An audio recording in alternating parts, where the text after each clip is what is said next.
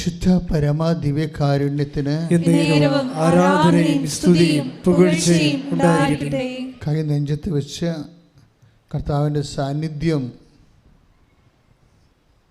തിരിച്ചറിഞ്ഞ് മഹാ ആദരവോടെയാണ് എന്നേരവും ആരാധനയും സ്തുതിയും പുകഴ്ചയും എന്ന് പറയുന്നത്. പരിശുദ്ധ പരമ ദിവ്യകാരുണ്യത്തിന് ആരാധനയും സ്തുതിയും പുകഴ്ചയും ഉണ്ടായിരിക്കട്ടെ. പരിശുദ്ധ പരമ ദിവ്യകാരുണ്യത്തിന് ആരാധനയും സ്തുതിയും പുകഴ്ചയും ഉണ്ടായിരിക്കട്ടെ. പരിശുദ്ധ പരമ ദിവ്യകാരുണ്യത്തിന് ആരാധനയും സ്തുതിയും പുകഴ്ചയും ഉണ്ടായിരിക്കട്ടെ. ശ്രദ്ധിക്കട്ടെ. ഹല്ലേലൂയ.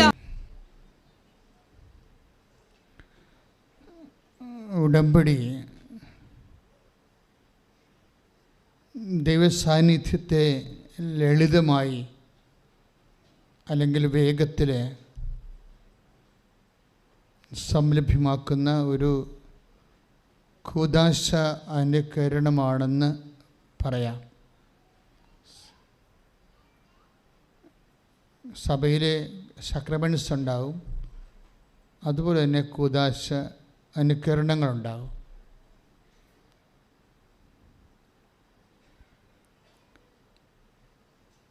യേശുവിനെ സംലഭ്യമാക്കുന്ന, ദൃശ്യവൽക്കരിക്കുന്ന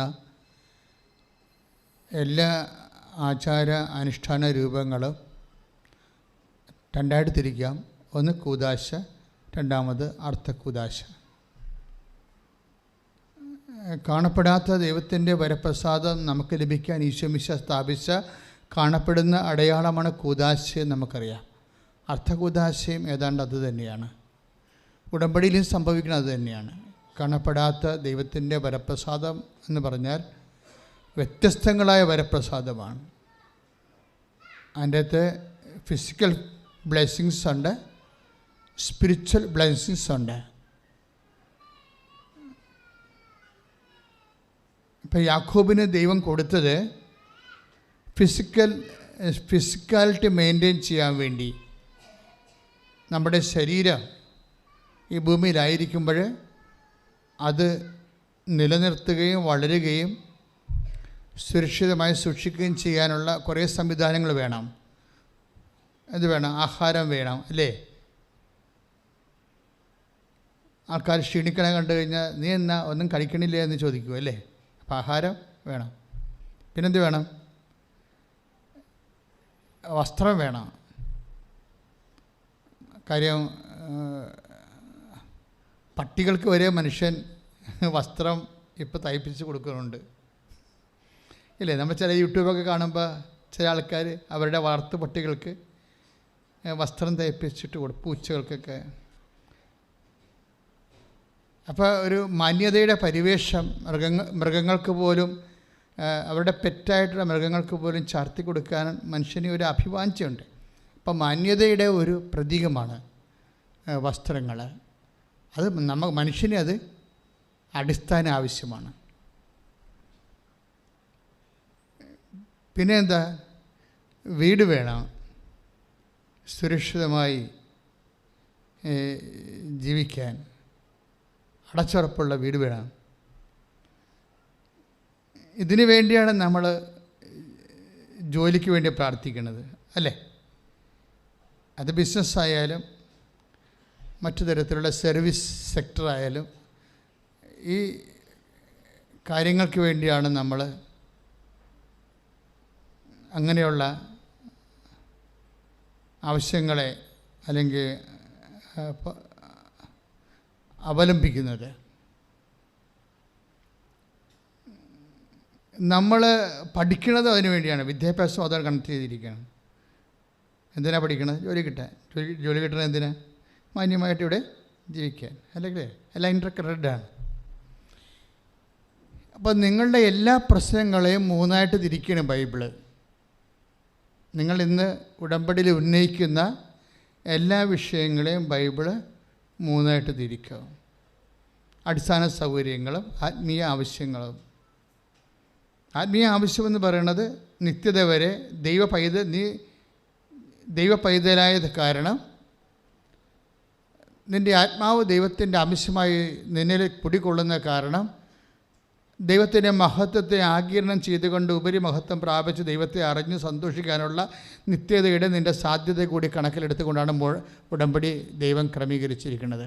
അതുകൊണ്ടാണ് പരിശുദ്ധ കുർബാന ഉടമ്പടിയുടെ അവസാന വാക്കായി മാറുന്നതിൻ്റെ കാരണം. പരിശുദ്ധ കുർബാനയും ഉടമ്പടിയാണ്.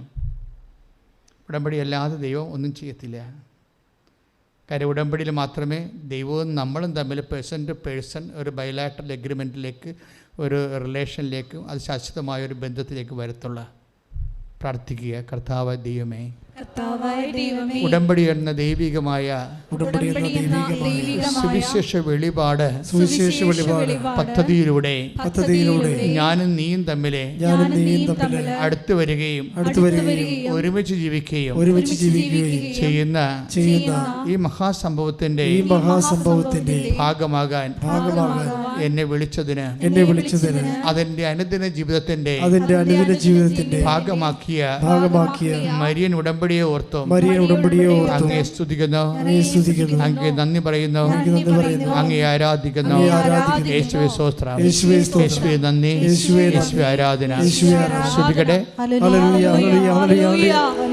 ഉൽപ്പത്തി പുസ്തകത്തിൻ്റെ 28-ാം അധ്യായം 20 മുതലുള്ള തിരുവചനങ്ങൾ. ഉൽപ്പത്തി പുസ്തകം 28-ാം അധ്യായം 20 മുതലുള്ള തിരുവചനങ്ങളാണ് നമ്മൾ ധ്യാനിച്ചു തുടങ്ങുന്നത്. വായിച്ചോളൂ. അത് കഴിഞ്ഞ് യാക്കോബ് ഒരു പ്രതിജ്ഞ ചെയ്തു.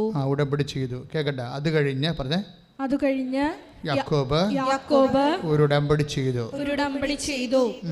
ദൈവമായ കർത്താവ് എന്റെ കൂടെ ഉണ്ടായിരിക്കുകയും ഈ യാത്രയിൽ ദൈവമായ കർത്താവ് എന്റെ കൂടെ ഉണ്ടായിരിക്കുകയും കൈയടിച്ച് സ്തുതിക്കട്ടെ. ശുദ്ധ പരമ ദിവ്യകാരുണ്യത്തിന് ആരാധനയും സ്തുതിയും പുകഴ്ചയും ഉണ്ടായിരിക്കട്ടെ. അപ്പോൾ ഉടമ്പടിയുടെ ഒരു അടിസ്ഥാനപരമായ ആത്യന്തികമായ ലക്ഷ്യം എന്താ? മനുഷ്യൻ്റെ ആദ്യകാലം മുതലുള്ള അഭിവാഞ്ചിയാണിത്. എന്താണ്? നീ എൻ്റെ കൂടെ ഉണ്ടാവണമെന്ന്. എനിക്ക് കടമാകാം, ചിലപ്പോൾ എനിക്ക് രോഗമാകാം. നമുക്ക് ഈ ലോകത്ത് സന്തോഷമുള്ളതുപോലെ തന്നെ സങ്കടങ്ങളുടെ സാഹചര്യങ്ങളും ഉണ്ടാവും. ഈ സങ്കടങ്ങളുടെ സാഹചര്യങ്ങളാണ് പലപ്പോഴും ദൈവ സാന്നിധ്യത്തിൻ്റെ ഏറ്റവും ടാൻസിബിളായിട്ടുള്ള സ്പർശ്യമായിട്ടുള്ള മുഹൂർത്തങ്ങളെന്ന് പറയുന്നത്. അത് നമുക്ക് വളരെ ഹൃദ്യമായി ഉറപ്പാക്കി തരുന്ന ഒരു ബൈലാറ്ററൽ ഉഭയകക്ഷിയായിട്ടുള്ള ഒരു ബന്ധമാണ് ഈ ഉടമ്പടി. ഉടമ്പടിയുടെ നിങ്ങൾ IELTS പാസ്സാക്കുക, അത് പിന്നെ വസ്തു വിൽക്കുക, കടം മാറുക, അതൊക്കെയാണ് വെച്ചിരിക്കുന്നത്. അതെല്ലാം നടക്കും, ഒരു സംശയമില്ല. സാക്ഷ്യങ്ങൾ കണ്ടറിയാൻ പറ്റുമല്ലോ അതിൻ്റെ അപ്പുറത്ത് നടക്കുമെന്ന്. അതിനേക്കാൾ 1000 മടങ്ങായിട്ടുള്ള പ്രശ്നങ്ങളാണെങ്കിലും അത് നടക്കും. പക്ഷേ എൻ്റെ മക്കൾ ശ്രദ്ധിക്കേണ്ടത്, ഇങ്ങനെയുള്ള ഭൗതികമായ ആനുകൂല്യങ്ങളുടെ എല്ലാം അന്തർധാരയായിട്ട് പോകുന്നത് ദ അൾട്ടിമേറ്റ് പ്രോമിസ്, ദൈവത്തിൻ്റെ ആത്യന്തികമായ വാഗ്ദാനം, ദ പ്രസൻസ് ഓഫ് ഗാഡ്. യാക്കോബ് 28:20-21 വായിച്ചോളൂ. ദൈവമായ കർത്താവ് എൻ്റെ കൂടെ ഉണ്ടായിരിക്കുകയും ദൈവമായ കർത്താവ് എൻ്റെ കൂടെ ഉണ്ടായിരിക്കുകയും ഈ യാത്രയിൽ എന്നെ സംരക്ഷിക്കുകയും എനിക്ക് ഉണ്ണാനും ഉടുക്കാനും തരുകയും എൻ്റെ പിതാവിന്റെ വീട്ടിലേക്ക് സമാധാനത്തോടെ ഞാൻ തിരിച്ചെത്തുകയും ചെയ്താൽ കർത്താവായിരിക്കും എൻ്റെ ദൈവം. Praise the Lord. Praise the Lord. Hallelujah. Hallelujah. യേശുവേ സ്തോത്രം, യേശുവേ സ്തോത്രം, യേശുവേ നന്ദി, യേശുവേ നന്ദി, യേശുവേ ആരാധന, യേശുവേ ആരാധന. Hallelujah. Hallelujah. Praise the Lord. Praise the Lord. അപ്പോഴേ ഉടമ്പടിയുടെ കണ്ടില്ലേ, ഉടമ്പടി കണ്ടന്റ് കണ്ടില്ലേ? നമ്മൾ ഇന്ന് ഈ ആൾക്കാരെല്ലാം ഈ സാക്ഷ്യം പറയുന്നതിൻ്റെ കാരണം എന്താണ്? ഇതിൻ്റെ ബേസിക് എന്ന് പറയുന്നത് എന്താണ്? ഒന്ന്, ദൈവത്തിൻ്റെ സാന്നിധ്യം. എൻ്റെ യാത്ര എവിടെ അവസാനിക്കുന്നു? നിത്യത്തിലാണ് അവസാനിക്കുന്നത്, ഉറപ്പല്ലേ? അല്ലേ? യാത്ര എവിടെ അവസാനിക്കണം? നമ്മുടെ വിശ്വാസ യാത്ര എവിടെ അവസാനിക്കും? നിത്യത്തിൽ അവസാനിക്കണം. അതുകൊണ്ടാണ് യാക്കോബ് പറയുന്നത്, ഈ യാത്രയിൽ എൻ്റെ കൂടെ ഉണ്ടാകണം, നിത്യത വരെ എൻ്റെ കൂടെ ഉണ്ടാകണം. ഒന്ന് കൈയടിച്ച് കർത്താവിന് നന്ദി പറഞ്ഞേ.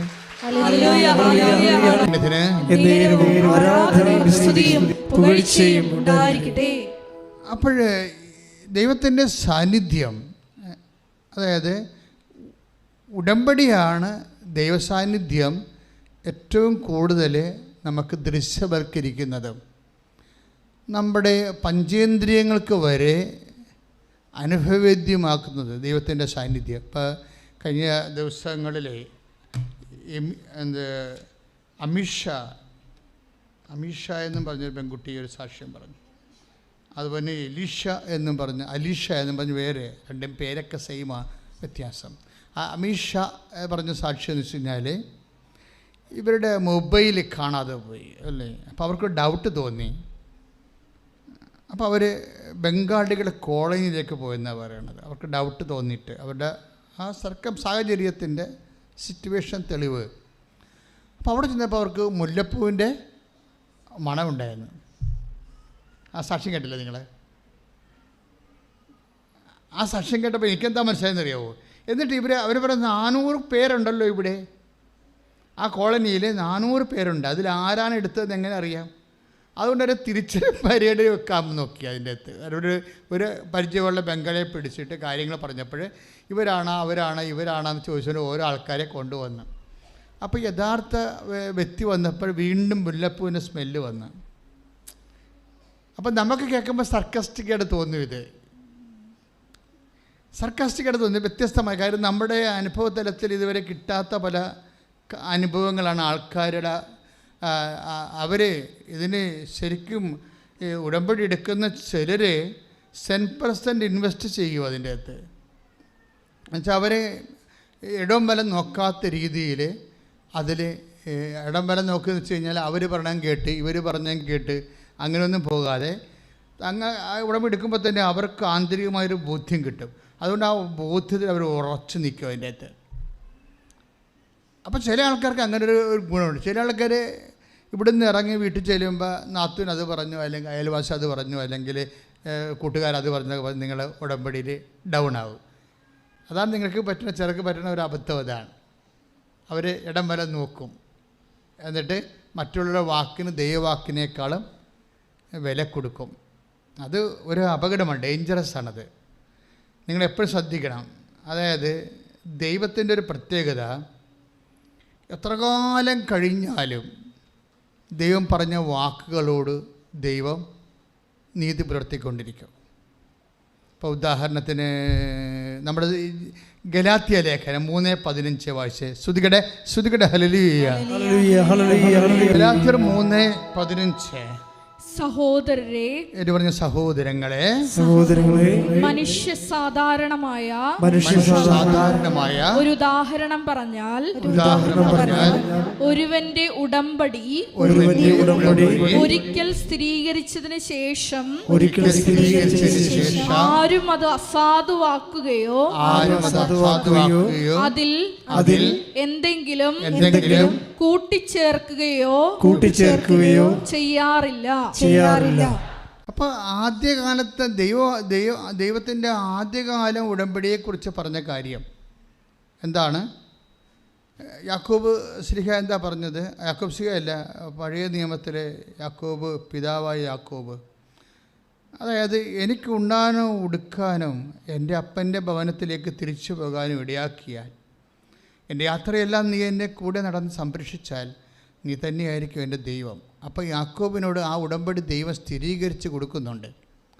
അതുകൊണ്ട് തന്നെ ഇത് 1000 വർഷം കഴിഞ്ഞാലും ഉടമ്പടിയുടെ ഭാഗമായിട്ട് അത് റദ്ദ് ചെയ്യുകയോ കൂട്ടിച്ചേർക്കുകയില്ല. ആ ഉടമ്പടി അതേ രീതിയിൽ തന്നെ ഇപ്പോഴും നിലനിൽക്കുകയാണ്. കാരണം ദൈവത്തിന് മാറ്റമില്ലാത്തതുപോലെ. നിയമാവർത്തനം 7:9. അതിനാൽ നിങ്ങൾ അറിഞ്ഞുകൊള്ളുക. പറഞ്ഞു, അതിനാൽ നിങ്ങൾ അറിഞ്ഞുകൊള്ളുക. അതിനാൽ നിങ്ങൾ അറിഞ്ഞുകൊള്ളുക. നിങ്ങളുടെ ദൈവമായ കർത്താവാണ് ദൈവം. നിങ്ങളുടെ ദൈവമായ കർത്താവാണ് ദൈവം. തന്നെ സ്നേഹിക്കുകയും തന്റെ കൽപ്പന പാലിക്കുകയും ചെയ്യുന്നവനോട് 1000 തലമുറകൾ വരെ ഉടമ്പടി പാലിക്കുകയും അചഞ്ചലമായ സ്നേഹം പ്രകടിപ്പിക്കുകയും ചെയ്യുന്ന വിശ്വസ്തനായ ദൈവം. Price the Lord. അപ്പോഴേ ദൈവം തൻ്റെ വാഗ്ദാനങ്ങളോട് നിയമാവർത്തനം 7:9 എന്താ പറയണത്? വിശ്വസ്തനായിരിക്കും. അപ്പോൾ ദൈവവചനത്തോട് ദൈവം വിശ്വസ്തനായിരിക്കും. പിടിയിട്ടില്ലേ? ദൈവവചനത്തോട് ഉടമ്പടി എടുത്ത എല്ലാവരും അറിയണം ഇത്. ദൈവം തൻ്റെ വചനത്തോട് വിശ്വസ്തനായിരിക്കും. അപ്പോൾ നമ്മളുടെ ഭാഗത്ത് നിന്ന് എന്താ വേണ്ടത്? അതേ വിശ്വസ്തതയാണ് വേണ്ടത്. പക്ഷേ നമ്മൾക്ക് എവിടെയാണ് സംഭവിച്ചിരിക്കുന്നത്? നമ്മൾ ഉടമ്പടി എടുത്ത് മൂവ് ചെയ്ത് കഴിയുമ്പോൾ 2 ദിവസം കഴിയുമ്പോൾ നമ്മളെ എന്തെങ്കിലുമൊക്കെ ഇൻസിഡൻറ്റ് വന്ന് ചെറിയ രോഗമോ അല്ലെങ്കിൽ മുമ്പത്തെ കാര്യങ്ങളോ വഷളായി പോവുകയൊക്കെ ചെയ്യുമ്പോൾ സ്വാഭാവികമായിട്ടും നമ്മുടെ വിശ്വസ്തത പോയിട്ട് നമ്മൾക്ക് ഇങ്ങനെ ഒരു വല്ലാത്ത ഭയവും അതുപോലെ തന്നെ അതനുസരിച്ചിട്ട് പ്രാർത്ഥനയിൽ മാന്യവും അതനുസരിച്ച് പരസ്നേഹ പ്രവർത്തികളിലൊക്കെ ഈടറവൊക്കെ സംഭവിച്ചിട്ട് നമ്മൾ പതുക്കെ തെന്നി മാറും വിശ്വസ്തതയിൽ നിന്ന്. അപ്പം നമ്മൾ വിശ്വസ്തതയും തെന്നി മാറിയാലും ഓർക്കേണ്ട ഇതാണ് 1 തിമോത്തി 2:13 എന്താണ്? കർത്താവ് നമ്മൾ അവിശ്വസ്തരായിരുന്നാലും കർത്താവ് take the word of God. സ്തുതിക്കട്ടെ ഹല്ലേലൂയ. 2 തിമോത്തി 2:13 നാം അവിശ്വസ്തരായിരുന്നാലും അവൻ വിശ്വസ്തനായിരിക്കും. എന്ന് പറഞ്ഞ് നാം അവിശ്വസ്തരായിരുന്നാലും അവൻ വിശ്വസ്തനായിരിക്കും. അതെന്ത് സംഭവിച്ചു കഴിഞ്ഞാൽ ഈ ദിവസങ്ങളിലൊരു സാക്ഷ്യമുണ്ട്, നല്ലൊരു സാക്ഷ്യമാണ്. ബേബി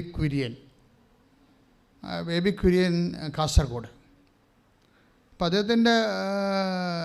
അദ്ദേഹം ഉടമ്പടി എടുത്തത്, അദ്ദേഹം വൈഫും കൂടി വന്ന ഉടമ്പടി എടുത്തത്. അപ്പോൾ അദ്ദേഹം എന്താ സംഭവിച്ചു കഴിഞ്ഞാൽ ഇവിടെ വന്നിട്ട് വൈഫിനെ കൊണ്ട് ഉടമ്പടി എടുപ്പിച്ചു.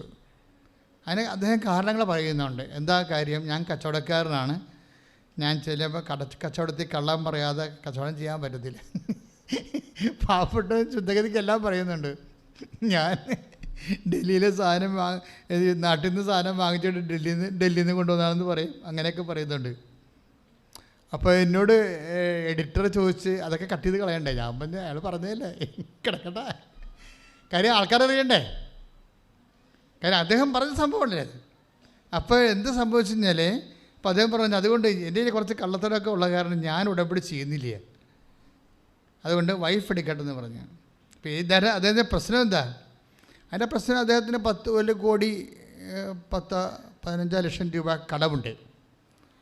കടം മര്യാദക്ക് കച്ചവടം ചെയ്ത് അവിടെ നിലവണ്ണം വേര് പിടിച്ച വന്ന ആളാണ്.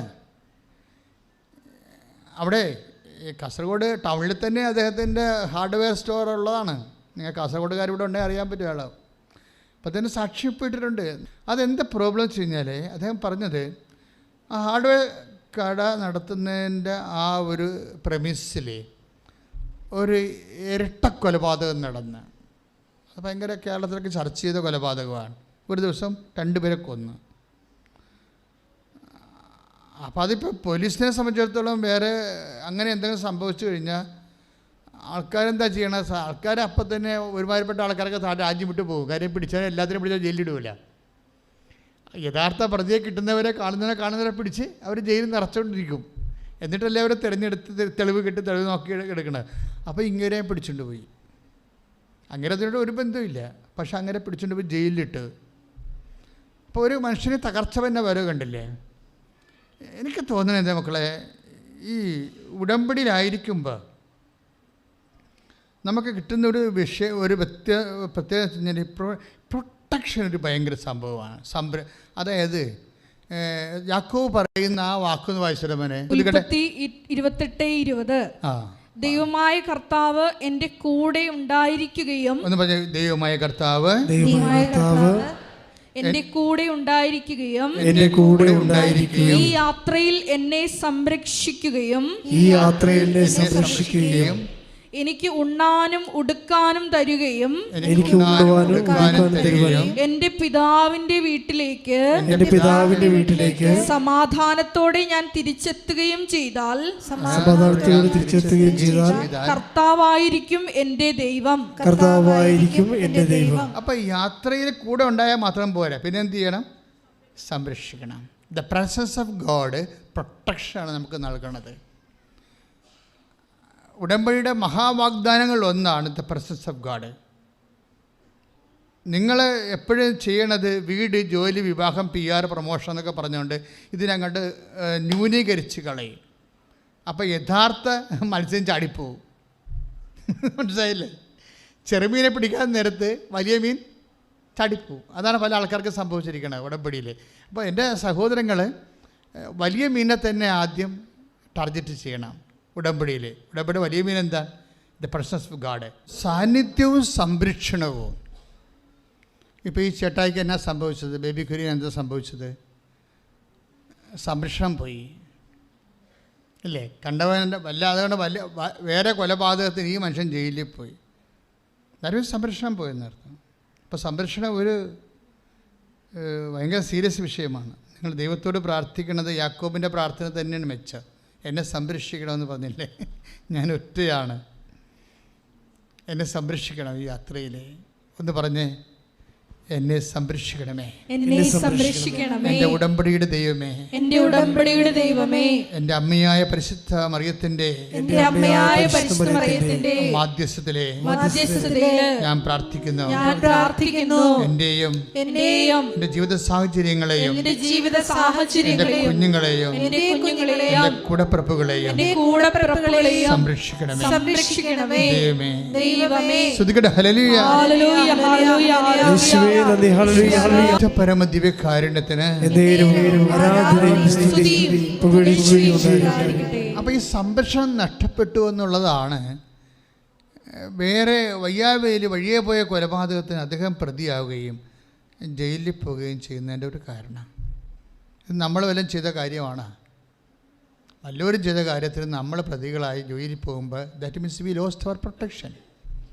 എന്തുകൊണ്ടാണ് ഇങ്ങനെ പ്രൊട്ടക്ഷൻ പോകുന്നത്? എപ്പോഴും പ്രൊട്ടക്ഷൻ പോകുന്നത്, സംരക്ഷണം എന്തുകൊണ്ടാണ് പോകുന്നത്? സംരക്ഷണം പോകുന്നതിൻ്റെ കാരണം അതായത് ദൈവം സംരക്ഷിക്കുന്നതായിട്ട് അറിഞ്ഞില്ല. ഇപ്പം സംരക്ഷിച്ചാൽ ചിലർ സംരക്ഷിക്കും, പക്ഷേ they live as if they no they don't have the presence. അതായത് അവർക്ക് സംരക്ഷണമുണ്ട്, പക്ഷെ അവർക്ക് ഇങ്ങനെ ദൈവം സംരക്ഷിക്കുന്നുണ്ടോ എന്ന് അറിയത്തില്ല. അങ്ങനെ കുറച്ച് ആൾക്കാരുണ്ട്. അവർക്ക് സംരക്ഷണമുണ്ട്, പക്ഷെ ദൈവമാണ് അവരെ സംരക്ഷിക്കണമെന്ന് അവർക്ക് അറിയത്തില്ല. അവർ പറയും പാർട്ടിക്കാരാണ് ഞങ്ങളെ സംരക്ഷിക്കണമെന്ന് പറയും. അത് ഞങ്ങളുടെ കയ്യിലുള്ള ഗുണ്ടായുസമാണ് ഞങ്ങളെ സംരക്ഷിക്കുന്നത്. ചിലരും ഞങ്ങളുടെ കയ്യിലുള്ള FDയും ഞങ്ങളുടെ സ്വർണവും പറമ്പും പാർട്ടിയും പൊന്നും ഒക്കെ സംരക്ഷിക്കണം. നോൺസെൻസ്. ഒരിക്കലും അങ്ങനെ ദൈവത്തെ തള്ളിപ്പറയരുത്. അപ്പോഴും സംരക്ഷണം പോകും. അപ്പോൾ അദ്ദേഹം ബേബി കുര്യൻ പ്രതി അല്ലെന്ന് പോലീസ് തിരിച്ചറിഞ്ഞപ്പോൾ അദ്ദേഹത്തിന് ജയിലിൽ നിന്ന് വിട്ടു. പക്ഷേ എന്താ പ്രോബ്ലം വെച്ച് കഴിഞ്ഞാൽ തൽക്കാലം അവരിൽ നിന്ന് രക്ഷപ്പെട്ടെങ്കിലും പിന്നീട് അവിടെ ഈ 144 കാര്യങ്ങളൊക്കെ പോലീസ് രാജായിപ്പോയില്ലേ. അപ്പോഴേ കസ്റ്റമേഴ്സൊന്നും വരണില്ല. കച്ചവടം അയാൾക്ക് മാത്രമല്ല പല ആൾക്കാർക്കും കച്ചവടം പോയി. അയാൾക്ക് മാത്രമല്ല പല ആൾക്കാർക്കും കച്ചവടം പോയി. ഈ മണി ഫ്ലോയിൽ കൊടുത്തും കൊണ്ടും മേടിച്ചുമൊക്കെ നിൽക്കുമ്പോൾ പെട്ടെന്നൊരു ബ്ലോക്ക് വന്നു കഴിഞ്ഞാൽ പലിശ അറിയാതെ കൊടുക്കും. അതിലെ കോവിഡിന് നമുക്ക് വന്ന അബദ്ധങ്ങൾ. അതില്ലേ കോവിഡിന് പല ആൾക്കാർക്കും വിഷമം വന്നതിൻ്റെ കാരണം എന്താ? ലോൺ എടുത്ത് ചെയ്യുന്ന ലോണിലല്ലേ നമ്മൾ എല്ലാവരും നിൽക്കണത്. ഇപ്പോൾ ലോൺ എടുത്ത് ചെയ്യുന്നവർ നമുക്ക് വരുമാനമില്ല, പലിശ കൂടുന്നു. പലിശ കൂടിയിട്ട് എന്ത് ചെയ്ത്? ഗവൺമെൻറ് സപ്പോർട്ട് ചെയ്തോ? ഗവൺമെൻറ്, സെൻട്രൽ ഗവൺമെൻറ്റോ സ്റ്റേറ്റ് ഗവൺമെൻറ് അവർ എന്ത് സപ്പോർട്ട് ചെയ്യും? അവരെ ലോക്സഭയിൽ തീരുമാനം എടുത്തിരിക്കണത് എന്താ? സപ്പോർട്ട് ചെയ്യേണ്ടെന്നാണ്. അതിൽ ജപ്തി പടപെടാന്ന് ജപ്തി വരുന്നത്. കോവിഡ് കാലത്ത് ഗവൺമെൻറ് നമ്മളെന്ത് 8 ലക്ഷം കോടി രൂപ ഗവൺമെൻറ് കയ്യിലുണ്ടെന്ന് പറഞ്ഞ് ഒരു 4 ലക്ഷം കോടി കൊടുത്തിരുന്നെങ്കിൽ കടമില്ലാതെ മനുഷ്യൻ ജീവിച്ചു പോകത്തില്ലേ? ഇപ്പോൾ എല്ലാവരും കിഡ്നി വരെ പണയം വെക്കുന്ന അവസ്ഥ വന്നില്ലേ? അപ്പോൾ ബാങ്കുകാർ പറഞ്ഞ് ഞങ്ങൾക്ക് പറ്റത്തില്ലെന്ന് പറഞ്ഞ്, ഞങ്ങളെങ്ങാനും ഈ കടം എഴുതി തള്ളിയാൽ അതൊരു കീഴ്വഴക്കം തെറ്റാകും. പിന്നീട് ആൾക്കാർ കടമെടുത്താൽ ഗവൺമെൻറ് അടക്കുമെന്ന് പറഞ്ഞുകൊണ്ടിരിക്കുമ്പോൾ ബാങ്ക് സിസ്റ്റം തന്നെ തകരും. അതുകൊണ്ട് we will not for that എന്ന് പറയും. അത് ബാങ്കുകാർ അത് പറയത്തുള്ളൂ, പറയും അവർ, കാരണം അത് സാമ്പത്തിക സ്ഥാപനമല്ലേ. അപ്പോൾ ജനാധിപത്യ സർക്കാരാണ് ഈ വിഷയത്തിൽ എന്തെങ്കിലും തീരുമാനം എടുക്കേണ്ടത്. പക്ഷേ പ്രാക്ടിക്കലി സർക്കാരും അവരെ സെക്യൂരിറ്റി എമൗണ്ടാക്കി കിട്ടിയിരിക്കുന്ന കാശ് മാറ്റിയിട്ട് ജനങ്ങളിങ്ങനെ പട്ടിണിയായിട്ട് ഇങ്ങനെ സങ്കടപ്പെട്ട് വിഷമിച്ചടക്കുകയാണ്. സത്യം പറയട്ടെ, നമുക്ക് ദൈവം മാത്രമേ ഉള്ളൂ. ഇപ്പോൾ ഈ ബേബി കുര്യൻ വൈഫിനെ കൊണ്ടാണല്ലോ ഉടമ്പടി എടുപ്പിച്ചിരിക്കുന്നത്, ഇല്ലേ? വൈഫ് അത് വൃത്തിയായിട്ട് ചെയ്യുന്നുണ്ട്. പക്ഷെ കർത്താവിന് മുതലാവണില്ല. അതാണൊരു പ്രശ്നം. കാര്യം ബേബി കുര്യൻ ഇവിടെ വന്നാണല്ലോ, അല്ലേ? എന്തിനാണ് വൈഫിനെ കൊണ്ട് എടുപ്പിച്ചത്? തനിക്ക് ഇനി എങ്ങാനും വിശുദ്ധീകരിച്ച് പോയാൽ പഴയ കള്ളത്തടങ്ങളൊക്കെ പറഞ്ഞ അങ്ങനെ വരുമ്പോൾ ബിസിനസ്സിൻ്റെ അകത്ത് കോട്ടം വരുമെന്ന് വിചാരിച്ചുകൊണ്ട് ഇയാൾ ദൈവത്തിനെ അതായത് പതുക്കെ അങ്ങോട്ട് സൈഡാക്കുകയാണ്. ശരിക്കും നിങ്ങളത് ചിന്തിക്കണം കേട്ടോ. മനുഷ്യൻ്റെ ഏറ്റവും വലിയ തെറ്റ് ദൈവത്തിനെ സൈഡാക്കുന്നതാണ്. ദൈവത്തിനെ സൈഡാക്കാൻ സാധ്യതയുണ്ടെന്ന് ആദ്യം തിരിച്ചറിഞ്ഞ ദൈവം തന്നെയാണ്. അതുകൊണ്ടാണ് ആദ്യത്തെ കൽപ്പനയിൽ ഇങ്ങനെ പറയണത്, നിൻ്റെ കർത്താവ് ദൈവം ഞാനാകരുത്, എന്നെ സൈഡാക്കരുതെന്ന്. അല്ലേ? കറക്റ്റല്ലേ? നമുക്ക് മനസ്സിലാകുന്ന ഭാഷ ലളിതമായിട്ട് പറഞ്ഞതേ ഉള്ളൂ. പക്ഷേ അതൊരു ഗ്രീവിയസ് ഒഫൻസാണ്. അത് നമ്മൾ ചിന്തിക്കണം. ഇപ്പോൾ ബേബി കുര്യൻ എന്താ ചെയ്തത്? ഞാനൊരു ബിസിനസ് മാനായത് കാരണം എനിക്ക് ഇങ്ങനെ കർത്താവിൻ്റെ വചനമൊക്കെ അനുസരിച്ച് മുന്നോട്ട് പോകാൻ പറ്റത്തില്ല, അതുകൊണ്ട് സൈഡാക്കുകയാണ്. പക്ഷേ എന്നാ പറ്റണത്? ഉടമ്പടി വർക്കൗട്ട് ചെയ്തില്ല. ഉടമ്പടി പുതുക്കിയതിന് ശേഷവും അയാൾക്ക് ശരിക്കും പറഞ്ഞാൽ ഒരു പറമ്പുണ്ടേ, വിറ്റ് കഴിഞ്ഞാൽ തീർച്ചയായിട്ടും കടം തീർക്കാം. പക്ഷേ ആരും വാങ്ങിക്കണില്ല പറമ്പ്. 10 പേര് വന്ന് നോക്കിയെന്നാണ് പറയുന്നത്. ഉടമ്പടിക്കാലത്തെ 10 പേര് വന്ന് ഉടമ്പടിക്കാലത്ത് പറമ്പ് കണ്ടുപോയി, അതിന് വിലയും പറഞ്ഞു പോയി. പക്ഷേ ആരും അഡ്വാൻസ് തന്നില്ല. അതാണ് എൻ്റെ വിഷയം. അപ്പോൾ കടക്കാരാണെങ്കിൽ ഇങ്ങനെ കൊത്തി വരച്ചുകൊണ്ടിരിക്കുക. എപ്പോഴും മനുഷ്യനെ എഴുന്നേക്കാൻ തന്നെ പേടിയാണ്. ആരെ കണ്ടാലും ഇപ്പോൾ ചില പറയാം, ഞാൻ കടയിൽ കയറത്തില്ല, കടയിൽ കയറിയാൽ എല്ലാവരും കൂടി കടക്കാർ വരൂ, അത് ഞാൻ പുറത്ത് ഞാൻ കറങ്ങി നടക്കണമെന്ന്. അപ്പം അങ്ങനെ ഇന്നലെ എന്നോട് ആൾ വന്ന് പറഞ്ഞ്, എല്ലാവരും എമർജൻസിക്കാരൊക്കെ അച്ഛൻ കാണുമല്ലോ, മനഃപൂർവ്വം കാണുന്ന കേട്ടോ. നമുക്ക് കാണാനുള്ള സാഹചര്യങ്ങൾ കുറവാണ് ഇവിടെ. കാര്യം ഒരു ദിവസം 100 കണക്കിന് ഉടമ്പടി എടുക്കുമ്പോൾ എല്ലാവരെയും കാണാൻ നമുക്ക് പറ്റത്തില്ല. എല്ലാ ദിവസവും ഇങ്ങനെ ആൾക്കാരിങ്ങനെ കൂടുകയല്ലേ. അപ്പോൾ എന്നാ ചെയ്യണമെന്ന് വെച്ച് കഴിഞ്ഞാൽ ഹൈ എമർജൻസി ഉള്ളവരെ എല്ലാവരെയും കാണാം. ഇപ്പോൾ വ്യാഴാഴ്ച ഞായറാഴ്ച കാണത്തില്ല, പക്ഷേ എല്ലാ ദിവസവും കാണുന്നുണ്ട് ഞാൻ ആൾക്കാർ. ഇന്നലെയൊക്കെ 120 ആൾക്കാരെ കണ്ടത്. ഹൈ എമർജൻസിക്കാരെ കാണാം. ചിലപ്പോൾ ഒരു ഉപദേശം, ചിലപ്പോൾ ഒരു പ്രാർത്ഥന, ചിലപ്പോൾ ഒരു നിർദ്ദേശമൊക്കെ കൊടുത്താൽ മതിയാവും. അതൊക്കെ ചില കർത്താവ് അവർ വരുമ്പോൾ കർത്താവ് സംസാരിക്കാൻ തുടങ്ങും. അപ്പോൾ എന്താ പ്രശ്നം വെച്ച് കഴിഞ്ഞാൽ, പക്ഷേ നിങ്ങളൊരിക്കലും അച്ഛനെ കാണുന്നതിൻ്റെ അൾട്ടിമേറ്റ് എയിമാക്കി വെക്കരുത്. അപ്പോൾ ഓട്ടോമാറ്റിക്കായിട്ട് അച്ഛൻ ആൾ ദൈവമായിട്ട് മാറും. അങ്ങനെ ഒരു വിഷയം നമ്മൾ ഇല്ല. നമുക്ക് ആപ്പടെ ഒരു ദൈവം മാത്രമേ ഉള്ളൂ. അപ്പോൾ നിങ്ങൾ അച്ഛനെ കാണുന്നത് ഇതിൻ്റെ അൾട്ടിമേറ്റ് എയിമായിട്ട് വെക്കരുത്. മറിച്ച് വിഷയമെല്ലാം ചെയ്യണത് കർത്താവാണ്. അച്ഛനൊരു നിമിത്തം മാത്രമായിട്ട് വരുന്നുള്ളൂ. അപ്പോൾ ആ ഒരു ബോധം വേണം. ചില ആൾക്കാരൊക്കെ അവർക്ക് അച്ഛനെ കാണുമ്പോൾ എല്ലാം ശരിയാവുന്നു.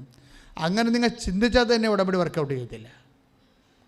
അവൻ പറയണ പോലെ ചെയ്യുമ്പോൾ എല്ലാം ശരിയാവുമെന്ന് പറഞ്ഞ് അവൻ പറയണ പോലെ ചെയ്ത് കഴിയുമ്പോൾ എല്ലാം ശരിയാകും. ദൈവത്തെ സൈഡാക്കുന്ന ഒരു സ്വാഭാവികമായ ഒരു മാനുഷിക പ്രവണതയുണ്ട്. അത് നിങ്ങളൊന്ന് കറക്റ്റ് ചെയ്യണം. അപ്പം തന്നെ ഉടമ്പടി വർക്കൗട്ട് ചെയ്യാൻ തുടങ്ങാം. ഇതൊന്നും നടക്കാഞ്ഞിട്ടല്ലേ, നമ്മൾ നടത്തിക്കാഞ്ഞിട്ടാണ്. ഇതൊന്നും നടക്കാഞ്ഞിട്ടില്ല. ഉടമ്പടിക്ക് പാര വെക്കണം നിങ്ങൾ തന്നെയാണ്. ഇതൊന്നും നടക്കാഞ്ഞിട്ടല്ല, നമ്മൾ നടത്തിക്കാഞ്ഞിട്ടാണ്. അതൊന്ന് ഇൻട്രോസ്പെക്റ്റ് ചെയ്യണം, നല്ലതാണ്. ഇപ്പം ഈ ബേബിക്കറിൻ്റെ വിഷയം എന്താ? അയാൾ പറഞ്ഞു, ഞാനിങ്ങനെ കർത്താവിൻ്റെ അടുത്ത് കുറച്ച് തരികട പറഞ്ഞുകൊണ്ടാണ് ഇനി ഇപ്പം എത്രയോ പേര് വന്ന് സ്ഥലം നോക്കിപ്പോയി, അവരാരും എടുത്തില്ലല്ലോ. അപ്പം നമുക്കിതൊക്കെ വിൽക്കാനൊക്കെ ഉണ്ടായിട്ട് പോലും നടക്കണില്ലല്ലോ. നമുക്ക് പൈസ കൂടുകയല്ലേ, ആൾക്കാർ നമ്മളെ പെടയ്ക്ക് കൂടി ഞെക്കുകയല്ലേ. അവരൊരു പഠിച്ച് ഞാൻ ഉടമ്പടി എടുക്കാം. അപ്പോൾ അയാൾക്ക് ബോധോദയം വന്ന് സ്റ്റെപ്പ് നോക്കണം. സെക്കൻഡ് സ്റ്റെപ്പ് വളരെ ആഘോഷമാണ്. ഞാൻ ഉടമ്പടി എടുക്കാം. പുള്ളിക്കാരൻ വന്നിട്ട് ഉടമ്പടി വൈഫ് പുതുക്കുമ്പോൾ പുള്ളിക്കാരൻ സ്വന്തമായിട്ട് ഉടമ്പടി എടുക്കും. ഉടമ്പടി എടുത്തിട്ട് പിന്നെ ഇൻവെസ്റ്റ്മെൻറ്റ് ഒരു 1.5 ഇൻവെസ്റ്റ്മെൻറ്റാണ്. പുള്ളി നാക്ക് നിയന്ത്രിച്ചു. എല്ലാ സമയവും എല്ലാ കാലങ്ങളിലും കർത്താവ് കാര്യം എന്താ പ്രശ്നം വെച്ച് കഴിഞ്ഞാൽ ഈ വിശുദ്ധി എന്ന് പറയണത് നമ്മൾ വളരെ സൂക്ഷിച്ച് കൈകാര്യം ചെയ്യേണ്ട വിഷയമാണ്. മനസ്സിലായില്ലേ? വിശുദ്ധി കുറഞ്ഞാൽ ദൈവസാന്നിധ്യം അറിയാണ്ടിരിക്കും. ഇപ്പോൾ ഈ യാക്കോബിൻ്റെ അനുഭവം, ദൈവാനുഭവം തന്നെ ഒന്ന് നോക്കിക്കേ. അപ്പോൾ യാക്കോബ് ഉറക്കത്തിൽ നിന്നുണർന്നു. ഉൽപ്പത്തി 18:28 16 17 വായിച്ചോളൂ.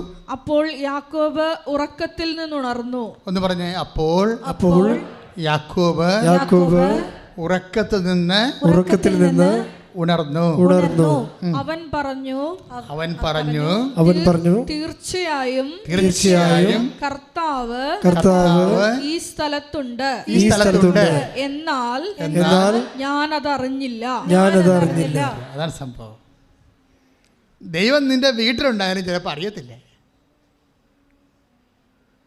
അതൊരു അപകടമാണ് ഇതിൻ്റെ അകത്ത്. നീ ഉടമ്പടി എടുക്കുമ്പോൾ ദൈവം വാക്ക് പാലിക്കുമല്ലോ, ഇല്ലേ? I will come with you wherever you go. ഞാൻ നിൻ്റെ കൂടെ വരും എവിടെ ആയാലും. അപ്പോൾ ദൈവം വാക്ക് പാലിക്കുമല്ലോ. പക്ഷേ we are not knowing it. അതെന്താ കാര്യം വെച്ച് കഴിഞ്ഞാൽ ഇവൻ അപ്പനെക്കാർക്ക് പുനരടിച്ച് ചേട്ടനെ പറ്റിച്ചിട്ട് വന്നിരിക്കണതാണ്, അല്ലേ? അതാണ് സംഭവം. ഇവൻ അപ്പനെക്കാർക്ക് പുനരടിച്ച് അപ്പൻ കണ്ണ് കാണാൻ പാടില്ല ഇരിക്കുകയായിരുന്നു. ആരാണ് അപ്പനാരാ? ഇസഹാക്ക് കണ്ണും കാണാൻ പാടില്ല ഇരിക്കുകയല്ലേ വീട്ടിൽ. 90 വയസ്സുണ്ട്. അപ്പം അദ്ദേഹത്തിന് തോന്നി ദൈവത്തിലേക്ക് തിരിച്ചു പോകേണ്ട സമയമായി. അപ്പോൾ അദ്ദേഹം യേശാവിനെ വിളിച്ച് പറഞ്ഞു, എൻ്റെ മകനെ, അപ്പം എനിക്ക് ദൈവത്തിലേക്ക് പോകാൻ കാലമായി, അതുകൊണ്ട് നീ കാട്ടിൽ പോയി ഒരു നല്ല മൃഗത്തെ പിടിച്ചുകൊണ്ട് പോയി എനിക്ക് പാകം ചെയ്ത് വാ, അപ്പമായിട്ട് വാ, ഞാൻ ഭക്ഷിച്ച് സന്തോഷിച്ചിട്ട് നിന്നെ ആശീർവദിക്കാമെന്ന് പറയും. അവൻ പാവപ്പെട്ടവൻ ചാടിപ്പോയി. പക്ഷേ റബേക്ക അത് കേട്ടു. എന്താ കാര്യം? അവർക്ക് നെപ്പോട്ടിസം ഉണ്ട്, അവർക്ക് പക്ഷപാതം ഉണ്ടായി. ആരോടാണ്? ഈ ഇളയവനോട് പക്ഷപാതം വേണോ? അത് നമ്മൾ പക്ഷപാതം പരിശുദ്ധാത്മാവ് വരുന്നതിനുള്ള തടസ്സമുള്ള നിൽക്കുന്ന ഒരു വിഷയമാണ്. നിങ്ങളുടെ ഇടയിൽ പക്ഷപാതം ഉണ്ടാവരുത് എന്ന് കർത്താവിനെ വചനം. നിങ്ങളിപ്പോൾ ഇളയ മക്കൾ, മൂത്ത മക്കൾ, പെമ്മക്കൾ, ആൺമക്കൾ എന്ന് പറഞ്ഞ് പക്ഷപാതം വെക്കത്തില്ലേ? ഗ്രൂപ്പിസം ഉണ്ടാക്കത്തില്ലേ? അപ്പൻ്റെ മക്കൾ എന്ന് പറഞ്ഞ് 2 പേരെ വെക്കും, അമ്മയുടെ മക്കൾ 1 ആൾ വെക്കും. ഇങ്ങനെ വീട്ടിൽ ഗ്രൂപ്പിസം ഉണ്ടാകുന്നുണ്ട്. വീട്ടിലെ പല കാര്യങ്ങളും ഗ്രൂപ്പിസത്തിലാണ് പോകുന്നത്. പക്ഷേ പുറത്തൊന്നും പറയത്തില്ല. എല്ലാവരും ഒരു ചോരയായത് കാരണം ഇങ്ങനെ അഡ്ജസ്റ്റ് ചെയ്ത് പോകുന്നുണ്ടെങ്കിലും ഒരു അടിവലിവ് ഉണ്ടാകുന്ന നോക്കണം. പക്ഷപാതത്തെക്കുറിച്ച് വചനമെടുത്തേ. ശ്രദ്ധിക്കട്ടെ. ഹല്ലേലൂയ, യേശുവേ സ്തുതി, ഹല്ലേലൂയ, ഹല്ലേലൂയ, ഹല്ലേലൂയ, ഹല്ലേലൂയ, യേശുവേ സ്തുതി, ഹല്ലേലൂയ, ഹല്ലേലൂയ, ഹല്ലേലൂയ. വായിച്ചോളൂ. നിയമാവർത്തനം 16:19. നിയമാവർത്തനം 16:19. നിന്റെ വിധികൾ നീതിവിരുദ്ധമായിരിക്കരുത്. പറഞ്ഞേ. നിന്റെ വിധികൾ നീതിവിരുദ്ധമായിരിക്കരുത്. നീ പക്ഷപാതം കാട്ടുകയോ കൈക്കൂലി വാങ്ങുകയോ അരുത്. അപ്പം ദൈവത്തിൻ്റെ ഒരു നീതിയാണല്ല നമ്മുടെ ലോകത്ത് നിറവേറ്റാൻ ദൈവം ആഗ്രഹിക്കുന്നത്, അല്ലേ? അതിനകത്ത് പക്ഷപാതം ഇല്ല. ദൈവത്തിൻ്റെ ഒരു നീതിയാണ് നമ്മൾ കുടുംബത്തിലായാലും സമൂഹത്തിലായാലും നിറവേറ്റാൻ ദൈവം ആഗ്രഹിക്കുന്നത്. അതിനകത്ത് പക്ഷപാതമില്ല. പക്ഷേ റബേക്കയ്ക്ക് ഒരു പക്ഷപാതം ഉണ്ട്. ആരോടാണ്? യാക്കോബ്. റബേക്കയുടെ പക്ഷപാതമാണ് ഈ ഇളയ മകൻ നാടുവിടേണ്ടി വന്നത് കാര്യം. അപ്പോൾ നമ്മൾ ശ്രദ്ധിക്കണം. ഉടമ്പടി എടുത്തവർ പ്രത്യേകിച്ച് ശ്രദ്ധിക്കണം. പക്ഷപാതം ദൈവത്തിൻ്റെ മനസ്സിന് യോജിക്കുന്നതല്ല. മനസ്സിലായോ? ഓക്കെ. അപ്പോൾ എന്താ പ്രോബ്ലം വെച്ച് കഴിഞ്ഞാൽ, അതുകൊണ്ട് യേശാവ് രോമാവൃതമുള്ള മനുഷ്യനാണ്. മുട്ടാണ്ടനെ പോലെ കുറേ രോമമുള്ള ആളാണ്. യേശാവിൻ്റെ രോമക്കുപ്പായം അവിടെ കിടപ്പുണ്ടായിരുന്നു. അതെടുത്ത് ഇവർ യാക്കോബിനെ ധരിപ്പിച്ച് കെട്ടിയൊക്കെ വെച്ച്, എന്നിട്ട് ആലയിൽ പോയി ഒരു ആടിനെ എടുത്ത് പാസ്സാക്കി അപ്പമൊക്കെ ഇട്ട് കൊണ്ടുവന്ന് യാക്കോബ് കൊണ്ടുവന്ന് അപ്പന് കൊടുത്തു. അപ്പൻ ചോദിക്കുന്നുണ്ട്, കണ്ണു കാണാൻ പാടെങ്കിൽ ചോദിക്കുന്നുണ്ട്, ആരാണത്? അപ്പൻ്റെ മകൻ ഏശാവാണ്. അപ്പോൾ ഉടനെ നീ ഇങ്ങനെ അടുത്ത് വരാൻ പറയും, കണ്ണു കാണാൻ പാടില്ല. അടുത്ത് വന്നിട്ട് ഉടനെ ഈ യാക്കോബ് ഇസഹാക്ക് പറയണ കുറേ സംഭവങ്ങളുണ്ട്. ഭയങ്കര സംഭവമാണ്. കർത്താവിൻ്റെ വയലിൻ്റെ മണം, അത് നമ്മൾ കണ്ണ് നിറഞ്ഞു പോകും. ദൈവസ്നേഹമുള്ളവർ, കർത്താവിൻ്റെ വയലിൻ്റെ മണമെന്ന്. അപ്പോൾ ഈ ദൈവമായിട്ട് എന്തൊരു ബന്ധമാണ് ആ മനുഷ്യന്. വയലിൻ്റെ മണമെന്ന് പറഞ്ഞാൽ പോരെ, അല്ലേ? യശാവിനെ ആണെന്ന് വിചാരിച്ചുകൊണ്ട് യാക്കോബിനെ കെട്ടിപ്പിടിക്കുമ്പോൾ ഈ മനുഷ്യൻ്റെ അന്തർഗതം എന്താണ്? കർത്താവിൻ്റെ വയലിൻ്റെ മണം. കർത്താവിൻ്റെ വയലിൻ്റെ മണം. കർത്താവിൻ്റെ വയലിൻ്റെ മണമെന്ന് പറഞ്ഞ കാര്യം വയലിൻ്റെ മണമെന്ന് പറഞ്ഞാൽ പോരെ. ഇതാണ് ആധ്യാത്മികത എന്ന് പറയണത്. എന്ത് കിട്ടിയാലും കർത്താവിൻ്റെ കൂടി ചേർത്ത് പറയും. വൈഫായാലും മക്കളായാലും നിങ്ങളുടെ മാർക്ക് ലിസ്റ്റായാലും കിട്ടുമ്പോൾ ഞാൻ അധ്വാനിച്ച് ഞാൻ രാത്രി വരെ ഉറക്കം നിന്ന് വാങ്ങിച്ചൊന്നുമില്ല, കർത്താവ് തന്ന മാർക്ക് ലിസ്റ്റ് പ്രാർത്ഥിച്ച് കർത്താവേ ദൈവമേ എന്ത് കിട്ടിയാലും നിന്നെ ഓർത്ത് ഇസഹാക്കിനെ പോലെ നിന്റെ പേര് കൂട്ടി പറയാൻ എന്നെ എളിമപ്പെടുത്തി നീ നിന്റെ സ്വന്തമാക്കണമേ. ശ്രുതികട്ടെ ഹല്ലേലൂയ ഹല്ലേലൂയ ഹല്ലേലൂയ. യേശുവേ നന്ദി, യേശുവേ സ്തുതി. Hallelujah hallelujah. പരമദിവ്യകാരുണ്യത്തിന് ആരാധനയും സ്തുതിയും പുകഴ്ചയും ഉണ്ടായിരിക്കട്ടെ. എൻ്റെ പ്രിയമുള്ളവരെ, അപ്പോൾ അതൊരു ആധ്യാത്മികതയുടെ ഒരു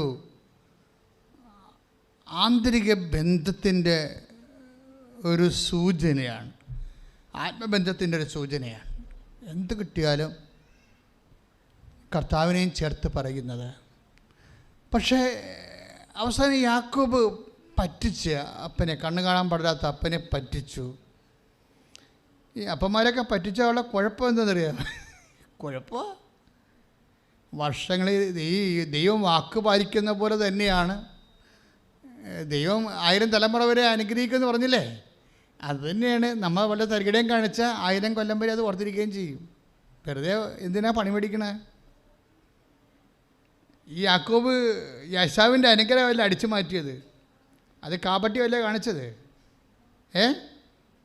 എത്ര കൊല്ലം കഴിഞ്ഞാണ് പിന്നെ ഈശോ വന്നത്? ഈശോ വരുമ്പോൾ നഥാനിയനെ കാണുമ്പോൾ എന്താ പറയണത്? ലുക്ക യോഹന്നാൻ 1:47. ശ്രുതികട്ടെ ഹല്ലേലൂയ. യോഹന്നാൻ 1:47. നഥാനിയേൽ തന്റെ അടുത്തേക്ക് വരുന്നത് കണ്ട് പറഞ്ഞേ, നാഥാനിയേൽ തന്റെ അടുത്തേക്ക് വരുന്നത് കണ്ട് യേശു അവനെ പറ്റി പറഞ്ഞു. യേശു അവനെ കുറിച്ച് പറഞ്ഞു, ഇതാ നിഷ്കപടനായ ഒരു യഥാർത്ഥ ഇസ്രായേൽക്കാരൻ. അടി വരുന്ന വഴി കണ്ട, പണി വരുന്ന വഴി കണ്ട. എത്രയോ വർഷം കഴിഞ്ഞിട്ട് നാഥാനിയനെ കാണുമ്പോൾ ഈശോ പറയുകയാണ്, ഇതാ ഒരു ട്രൂ ഇസ്രായേലിയൻ, ഇവനിൽ യാതൊരു കാപട്യവുമില്ല. എന്ന് വെച്ചാൽ എന്താണ്?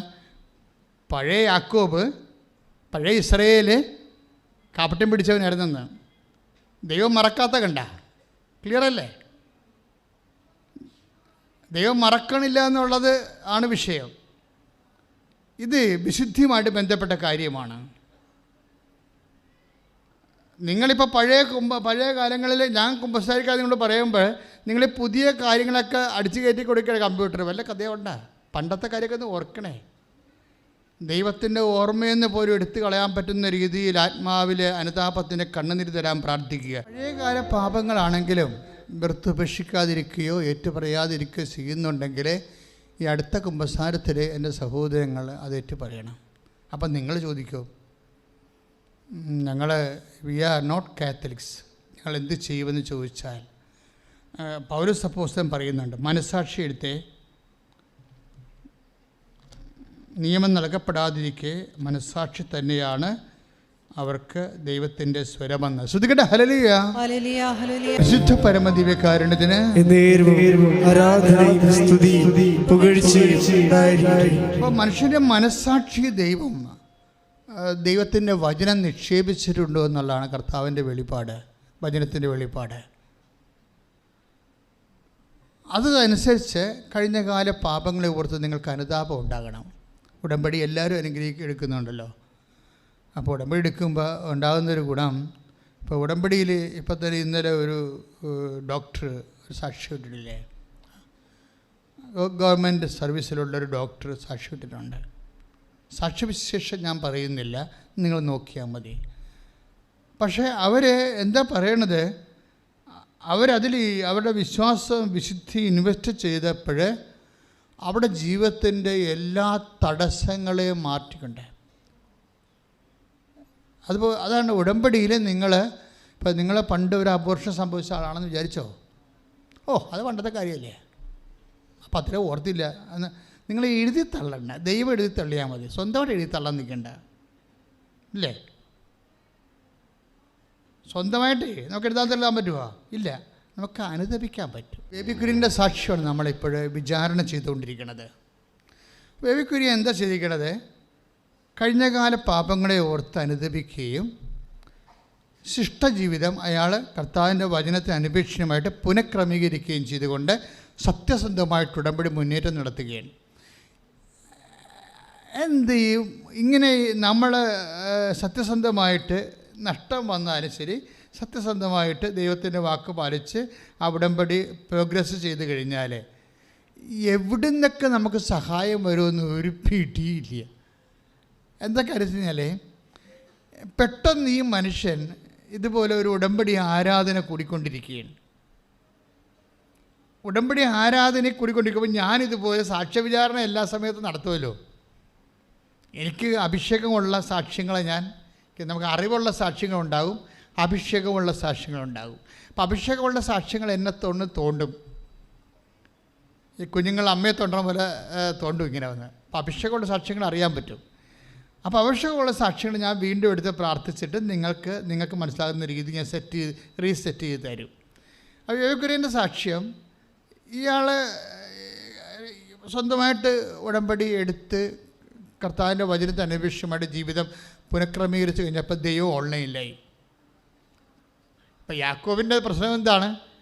ദൈവം ഓൺലൈനിലായിട്ടും പുള്ളിക്ക് അറിയാൻ പറ്റില്ല. അതല്ലേ അയാൾ പറയണത് 28:16-17 അത് പറഞ്ഞേ, വായിച്ചേ. ശ്രുതികട്ടെ ഹല്ലേലൂയ.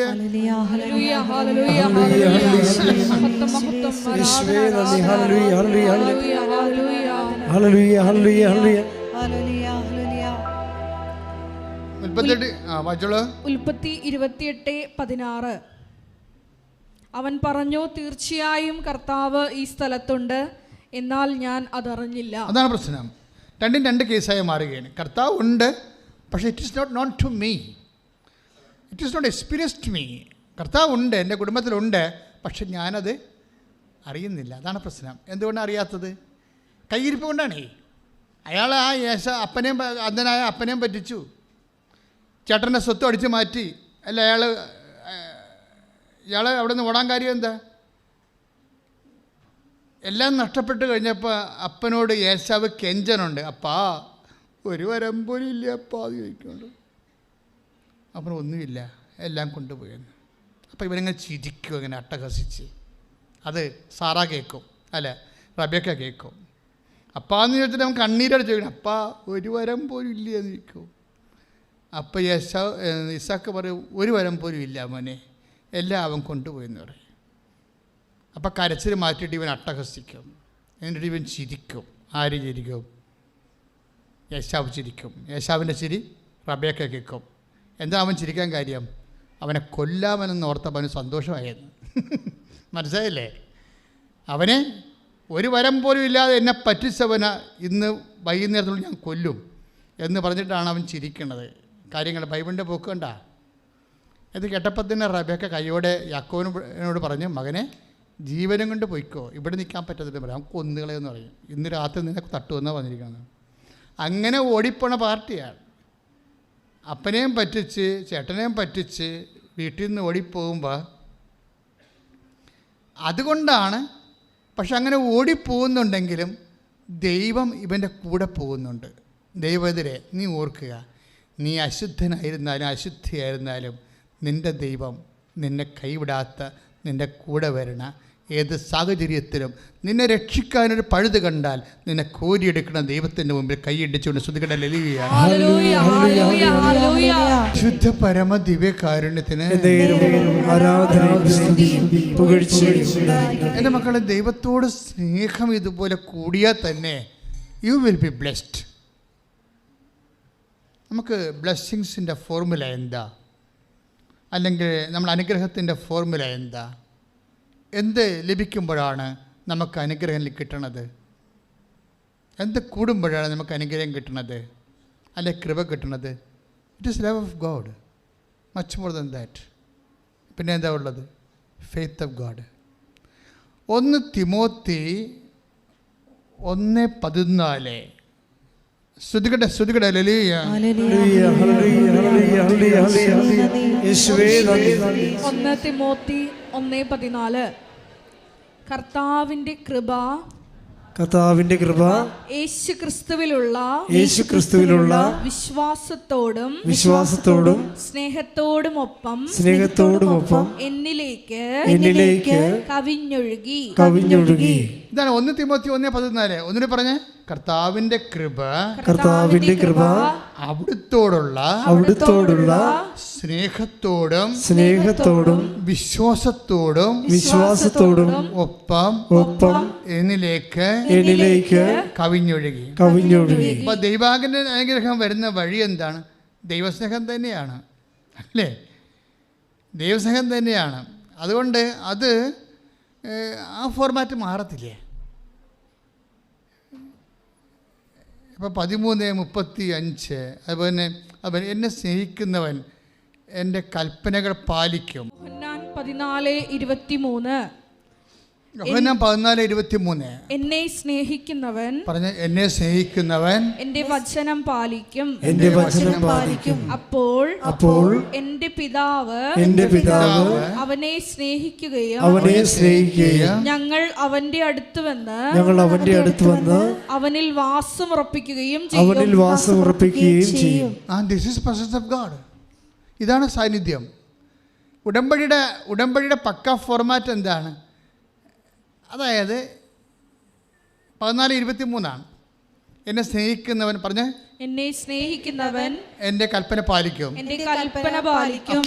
അപ്പോൾ ഞങ്ങൾ അവനെ സ്നേഹിക്കുകയും ഞങ്ങൾ വന്ന് അവനിൽ വാസമുറപ്പിക്കുകയും ചെയ്യും.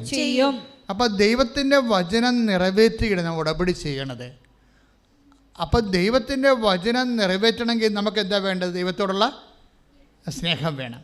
ആ ദൈവത്തോടുള്ള സ്നേഹത്താൽ ദൈവത്തിൻ്റെ വചനം നിറവേറ്റി കഴിയുമ്പോൾ സ്വാഭാവികമായിട്ട് നമുക്ക് എന്താ കിട്ടുന്നത്? നെക്സ്റ്റ് എന്താണ്? The presence of God. ദൈവത്തിൻ്റെ ഞങ്ങൾ വന്ന് അവനിൽ വാസമുറപ്പിക്കും. പക്ഷേ ഈ വാസമുറപ്പിക്കുമ്പോൾ എന്താ കുഴപ്പം? ഉൽപ്പത്തിയിൽ എന്താ പറയണത്?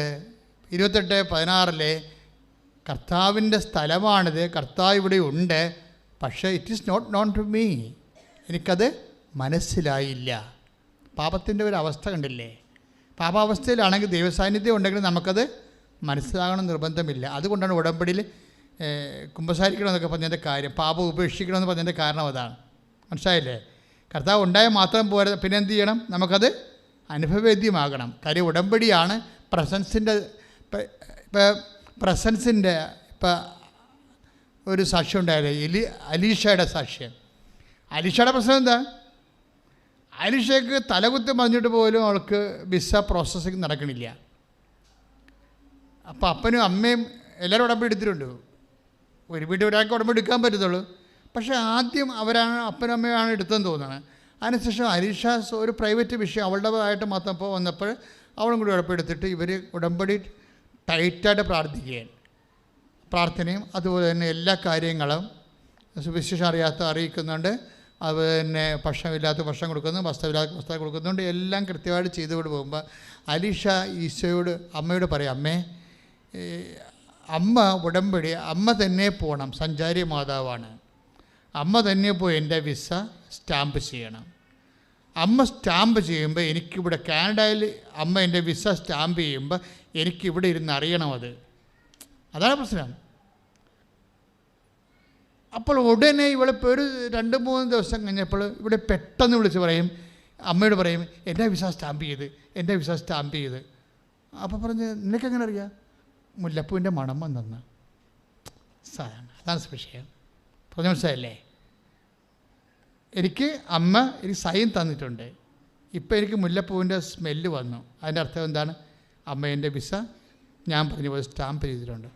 അപ്പോൾ വിത്തിൻ നോ ടൈം ആ സ്റ്റാമ്പ് ചെയ്ത വിസ അവർക്ക് കിട്ടും. ശ്രുതികടെ ഹല്ലേലൂയ. ഇത് ആത്മബന്ധത്തിൻ്റെ ഒരു വലിയ അനിർവചനീയമായ ഒരു അനുഭവ ലോകമാണ്. ബുദ്ധി കൊണ്ട് മാത്രം പദാർത്ഥങ്ങളെ കാര്യങ്ങളെ സമീപിക്കുന്നവർക്ക് ഇതിൻ്റെ ABCD അറിയാൻ പറ്റത്തില്ല. ഈ വിശ്വാസത്തിൻ്റെ സാധ്യത എന്ന് പറയുന്നത് വല്ലാത്ത സാധ്യതയാണ്. അതല്ലേ 1 തിമോത്തി 1:14 എന്താ വായിച്ചത്? കർത്താവിനോടുള്ള സ്നേഹത്തോടും പറഞ്ഞേ, കർത്താവിനോടുള്ള സ്നേഹത്തോടും വിശ്വാസത്തോടും ഒപ്പം ദൈവകൃപ എന്നിലേക്ക് ചൊരിയുന്നു. അപ്പോൾ ദൈവത്തോട് എന്തൊരു ബന്ധമുണ്ടായിട്ടാണ് ഇങ്ങനെ ബാർഗൻ. അമ്മ തന്നെ പോകണം, എൻ്റെ വിസ സ്റ്റാമ്പ് ചെയ്യണം, അതെനിക്കിപ്പോൾ അറിയണം, എനിക്കിവിടെ വെച്ച് അറിയണമെന്ന് പറയും. അപ്പം അറിയണമെന്ന് പറയാൻ വേണ്ടി മാത്രം ഇവർ തമ്മിൽ ആത്മബന്ധമുണ്ട്. ദൈവത്തോടൊരു ബന്ധമെന്ന് പറയണത്, നമ്മൾ എന്തിനാണ് രോഗികളെ പോയി കാണുന്നത്? നമ്മൾ എന്തിനാണ് പാവപ്പെട്ടവർക്ക് നമ്മുടെ നല്ല വസ്ത്രങ്ങളൊക്കെ നമ്മൾ പങ്കുവെക്കണത്? എന്തുകൊണ്ടാണ് സഹായിക്കാൻ പറ്റുന്ന മേഖലയെല്ലാം സഹായിക്കണത്? Only one basis. എന്താണ്? ഈ 14:23 യോഹന്നാൻ്റെ സുവിശേഷം. Read it again. ശ്രുതികടെ ഹല്ലേലൂയ.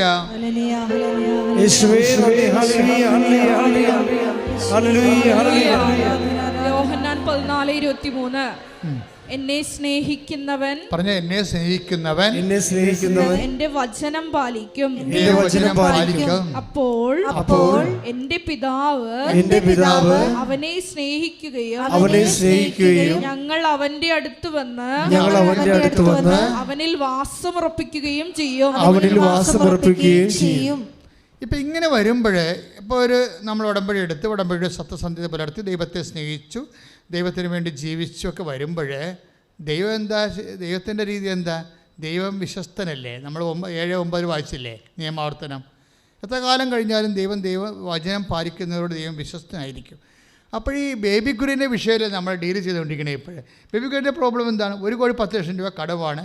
കടക്കാരെ കുരളിക്ക് പിടിച്ചിരിക്കുക. കുരളിയൻ തന്നെയല്ലേ നിങ്ങളൊക്കെ പറയണത്? ആലപ്പുഴ ഭാഷയാണ് ഞാൻ ഉപയോഗിക്കുന്നത്. നിങ്ങൾക്ക് വേറെ വല്ലതാണ് അവനോട് വിചാരിക്കുന്നത്. അതായത് കഴുത്തിന് പിടിച്ചിരിക്കുക, അനങ്ങാൻ പാടില്ല, ശ്വാസം എടുക്കാൻ പറ്റണില്ല. കടവാണേ, കളിയല്ലേ. കച്ചവടമാണെങ്കിൽ ഉപ്പ് കുത്തിയിരിക്കുകയാണ്, 0 വരുമാനമാണ്. ഒരു മനുഷ്യൻ്റെ അവസ്ഥ നോക്കിയേ. പക്ഷേ വേക്കുര്യൻ കൃത്യമാണ്. രണ്ടാമത് താൻ തന്നെ ഉടമ്പടി എടുത്തിരിക്കുകയാണ്. വൈഫിൻ്റെ ഉടമ്പടിയിൽ തനിക്ക് പങ്കെടുക്കാം, വേണ്ട വിധം പങ്കെടുക്കാൻ പറ്റാത്ത കാരണം പുള്ളിക്കാരൻ ഉടമ്പടി എടുത്തപ്പോഴെന്നാ പറ്റി? സാന്നിധ്യം വരാൻ പറ്റി. സാന്നിധ്യം മുല്ലപ്പൂ മാത്രമല്ലേ. Anything can be a medium of the presence for those who take covenant prayer. നിങ്ങൾക്ക് ദൈവം ഏതെങ്കിലും വിധത്തിലൊക്കെ, ഇപ്പം നമുക്കറിയാമല്ലോ മർക്കോസിൻ്റെ സുവിശേഷം 16:12 വായിച്ചുള്ളൂ. ശ്രുതിയുടെ 16:12 മർക്കോസ് സുവിശേഷം. ശ്രുതിയുടെ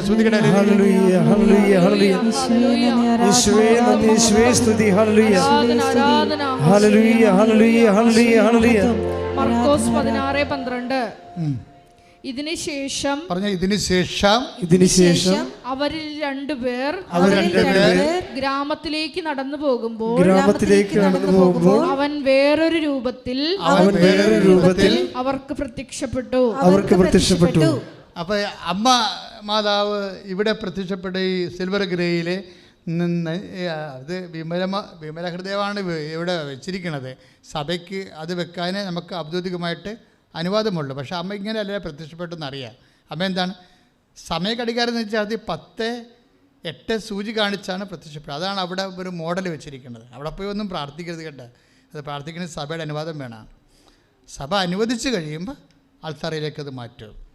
അതെന്താ സംഭവം എന്ന് വെച്ച് കഴിഞ്ഞാൽ, ഇപ്പം നമുക്ക് അനുവദനീയമായ വണക്കമായിട്ട് വെച്ചിരിക്കുന്ന തിരുസ്വരൂപം വിമല ഹൃദയമാണ്. അപ്പം അതുകൊണ്ട് വേറെ മാറ്റങ്ങളൊന്നുമില്ല. സഭയുടെ ഔദ്യോഗിക അംഗീകാരവും മെത്രാനാച്ചൊന്ന് വ്യഞ്ചരിച്ചതാണ്.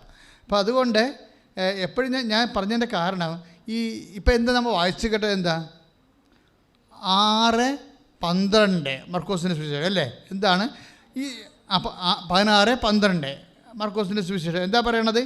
ഇതിന് ശേഷം അവർ ഗ്രാമത്തിലേക്ക് പോകുമ്പോൾ എന്ത് പറ്റി? ഈ ഗ്രാമത്തിലേക്ക് പോകുന്ന ആൾക്കാരുടെ അവസ്ഥ അറിയാമല്ലോ. അവർ ലൂക്കാൻ്റെ സുവിശേഷം പറയുന്നുണ്ട് കൃത്യമായിട്ട്, ഇവർ മ്ലാനവദനരായിട്ടാണ് പോണത്. കാര്യം ദുഃഖവെള്ളിയാഴ്ചയും കഴിഞ്ഞ് വലിയ ശനിയാഴ്ച വൈകുന്നേരമായിട്ട് കക്ഷിയുടെ പോണത്. അപ്പോൾ അതിൻ്റെ അവരുടെ മാനസികാവസ്ഥ അറിയാമല്ലോ. ക്ലയോഫസും പാർട്ടിയാണ് ഈ പോണത്. പക്ഷേ ബൈബിൾ എന്താ പറയണത്? പ്രത്യക്ഷപ്പെടേണ്ട വേറൊരു മോഡ് ഓഫ് അപ്പാരിഷനാണ് പറയണത്. 16:12. ഇതിന് ശേഷം അവർ രണ്ടുപേർ ഗ്രാമത്തിലേക്ക് പോവുകയായിരുന്നു. അപ്പോൾ എന്താ സംഭവിച്ചത്? അപ്പോൾ അവൻ വേറൊരു രൂപത്തിൽ. That is my point. ദൈവത്തിൻ്റെ പ്രസൻസ് നിനക്ക് ഏത് രൂപത്തിലും അനുഭവിക്കാൻ പറ്റും. മനസ്സിലായില്ലേ? മുല്ലപ്പൂ പ്രസൻസിൻ്റെ ഒരു അടയാളമാണ്. പലർക്കും അത് ഇപ്പോൾ ഒരു ആയിരക്കണക്കിന് മനുഷ്യർക്ക് ഇപ്പോൾ അങ്ങനെയുള്ള അനുഭവങ്ങൾ ഉണ്ടായിട്ടുണ്ട്. പക്ഷേ ഈ ബേബി കുര്യൻ അനുഭവം അതല്ല. ബേബി കുര്യന് ദൈവാനുഭവം ഉണ്ടാകണത് പുള്ളിക്കാരൻ ഈ ആരാധന കേട്ടുകൊണ്ടിരിക്കും. ഏത് ആരാധന? ഉടമ്പടി എടുത്തല്ലേ പുള്ളി. അപ്പോൾ ഉടമ്പടി ആരാധന ഇങ്ങനെ വെളിപാടിങ്ങനെ വന്നുകൊണ്ടിരിക്കുമല്ലോ. ഞാനീ പഠിച്ച കാര്യങ്ങളല്ലല്ലോ നിങ്ങളോട് പറയണത്. ഇവിടെ വെച്ച് ഈശോ ഇത് ലൈൻ ചേഞ്ച് ചെയ്ത് കൊടുക്കുന്നുണ്ടല്ലോ. പലപ്പോഴും ഞാൻ എൻ്റെ ധ്യാന ചിന്തകൾക്കൊപ്പമല്ല ഞാൻ സഞ്ചരിക്കണത്.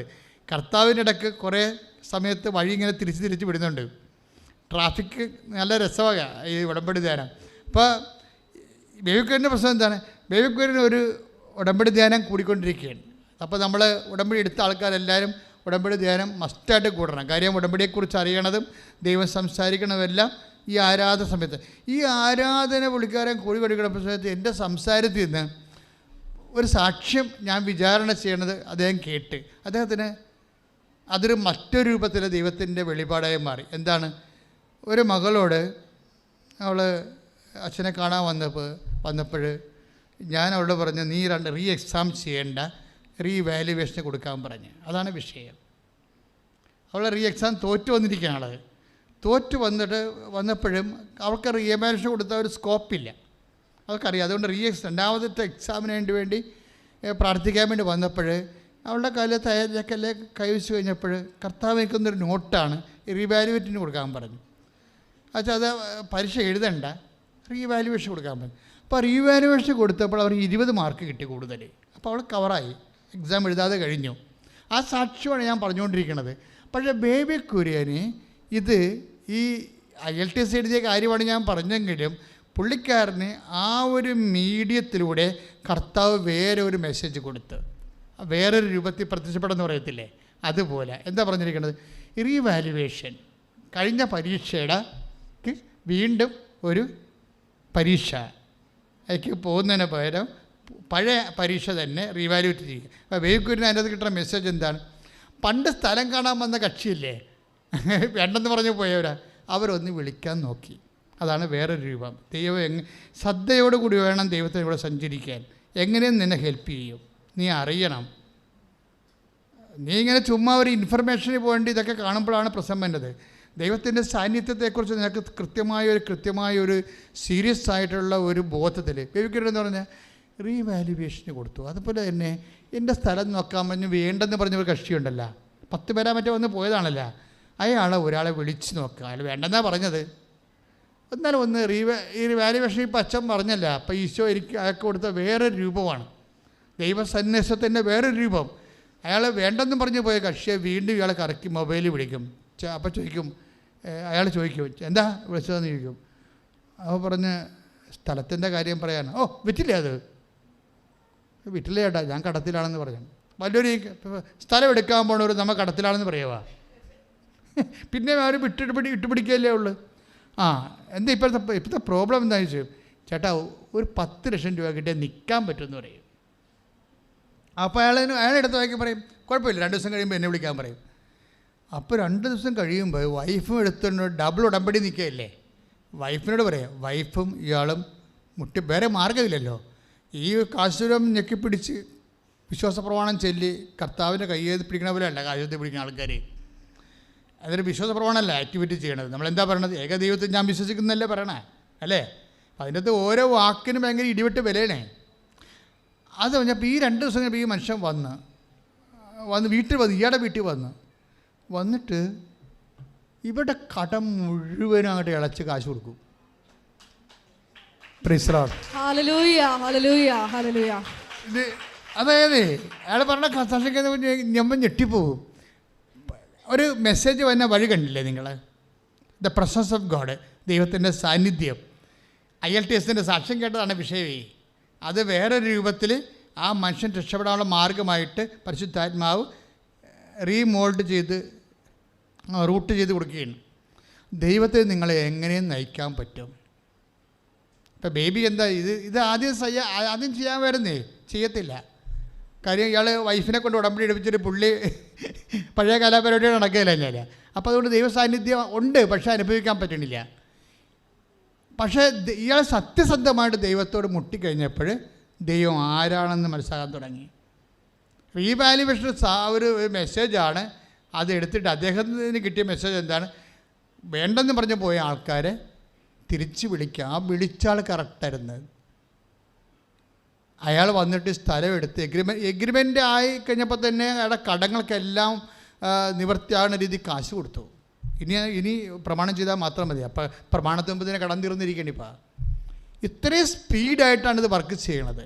അപ്പോൾ എൻ്റെ മക്കളിത് കേൾക്കുമ്പോൾ കുറച്ചുകൂടി സീരിയസ് ആകാനും സിൻസിയറാകാനും പ്രാർത്ഥികർത്താവ് കർത്താവായ ദൈവമേ, ഉടമ്പടിയോട് കൂടുതൽ ഗൗരവത്തോടുകൂടിയും ആത്മാർത്ഥതയോടെയും ഉടമ്പടിയെ സമീപിക്കാൻ എന്നെ ആശീർവദിക്കണം.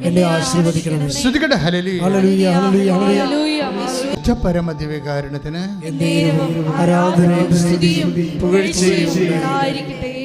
മക്കളെ, ഇപ്പോഴും നമ്മൾ യേശുനാമത്തിൽ പ്രാർത്ഥിക്കാൻ പോകുന്നു. പിതാവ് ദൈവത്തോട് നിങ്ങളുടെ മേൽ കൈനീട്ടാൻ വേണ്ടി യേശുനാമത്തിൽ പ്രാർത്ഥിക്കുന്ന സമയമാണ്.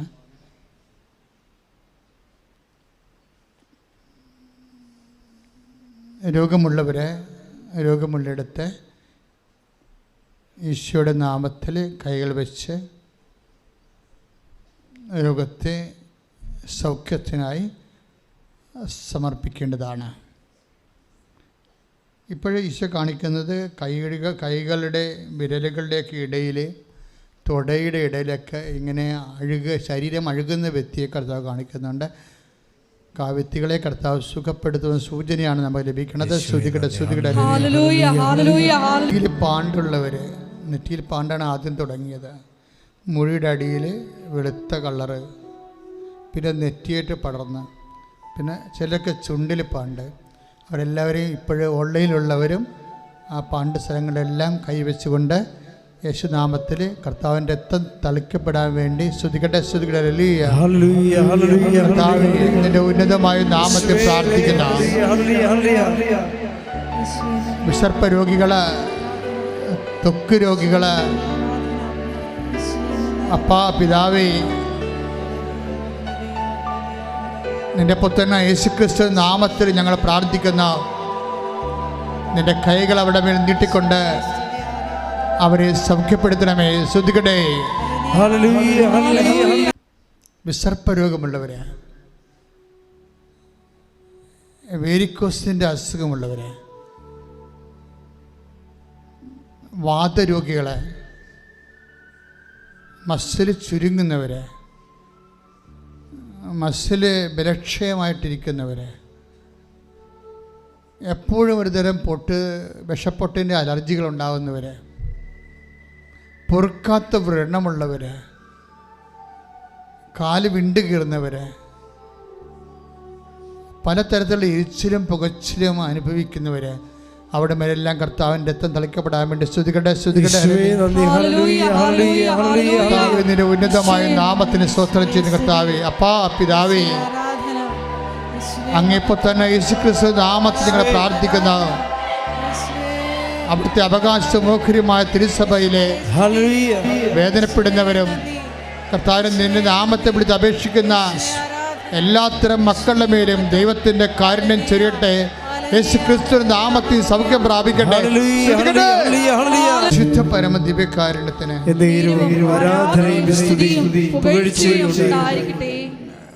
ചുരുക്കമുള്ളവരെ, ഞരമ്പിൻ്റെ ചുരുക്കമുള്ളവരെ, ഞരമ്പിന് ബൾജ്, ചില സ്ഥലങ്ങളിൽ ഇങ്ങനെ ബൾജ് ചെയ്ത് ബലൂൺ ഇങ്ങനെ ഇടക്കൊണ്ട് ഇങ്ങനെ വീഴ്ത്തിയിരിക്കണ പോലെ നമ്മൾ കാണത്തില്ലേ? ചില ബലൂൺ ഇങ്ങനെ പൊട്ടിച്ച് കഴിയുമ്പോൾ ഇടക്കൊണ്ട് വീർത്തിക്കണ പോലെ അങ്ങനെ ഒരു സന്ദേശമാണുള്ളത്. ഇപ്പം ഇടകൊണ്ട് വാൽവുകൾ വീർത്തിരിക്കുന്നവരുണ്ട്, സൂക്ഷിച്ചു പോയവരുണ്ട്. ഞരമ്പുകളുടെ കാര്യമാണ് ഈ പറയണത്. അങ്ങനെയുള്ള രോഗികൾക്ക് വേണ്ടി പ്രാർത്ഥിക്കാൻ പരിശുദ്ധാത്മാവിൻ്റെ പ്രചേരണയുണ്ട്. നിങ്ങളെ സ്തുതിക്കട്ടെ. കർത്താവേ, നിൻ്റെ ഉന്നതമായ നാമത്തിന് സ്തോത്രം ചെയ്യുന്നു. അപ്പാ പിതാവേ, അങ്ങേ പുത്രനായ യേശുക്രിസ്തു നാമത്തിൽ ഞങ്ങൾ പ്രാർത്ഥിക്കുന്ന ഞരമ്പ് സൂക്ഷിച്ചു പോയവരും ചുരുങ്ങിപ്പോയവരും ബൾജ് ചെയ്യുന്നവരും വീർത്തു വരുന്നവരും യേശു ക്രിസ്തുവിന്റെ നാമത്തിൽ സൗഖ്യം പ്രാപിക്കട്ടെ. ശ്രദ്ധിക്കട്ടെ. ഹല്ലേലൂയ ഹല്ലേലൂയ ഹല്ലേലൂയ യേശുവേ ഹല്ലേലൂയ ഹല്ലേലൂയ മഹത്വം മഹത്വം ആരാധന പരിശുദ്ധ പരമ ദിവ്യകാരുണ്യത്തിന് ആരാധനയും സ്തുതിയും പുകഴ്ചയും ഉണ്ടായിരിക്കട്ടെ. എൻ്റെ മക്കളെ, നമ്മുടെ പിൻകഴുത്തിന് താഴേക്കുള്ള നട്ടലിൻ്റെ ഭാഗങ്ങളില്ലേ, അവിടെ ചിലപ്പോഴ് വളഞ്ഞിരിക്കുന്നവരെയും അതുപോലെ തന്നെ അവിടെ ഇങ്ങനെ ബട്ടൺ പോലെ ഇങ്ങനെ പൊന്തിയിരുന്നിട്ട് അസ്ഥിക്ക് ശോഷണം വരുന്നവരും ഇങ്ങനെ തല കുനിഞ്ഞു പോകുന്നവരെയൊക്കെ കാണിക്കുന്നുണ്ട് ഈശോ. അവരെല്ലാം നടുവെല്ലിനെ മുഴുവൻ ബോട്ടം മുതൽ അതിന് മുകളിൽ ടോപ്പ് മുതൽ ബോട്ടം വരെ നടുവെല്ലിനെ ഒഴിഞ്ഞുകൊണ്ട് ഈശോയുടെ വലതുകരത്താൽ സ്പർശിക്കുന്നതിന് വേണ്ടി പ്രാർത്ഥിച്ചുകൊണ്ട് കർത്താവേ, അത്ഭുതം പ്രവർത്തിക്കണമേ. അപ്പാ പിതാവേ, അങ്ങേ പുത്രനായ യേശുക്രിസ്തുവിന്റെ നാമത്തില് നടുവെല്ലിനെ സ്പൈനൽ കോഡിനെ യേശു നാമത്തിൽ സൗഖ്യമാകട്ടെ.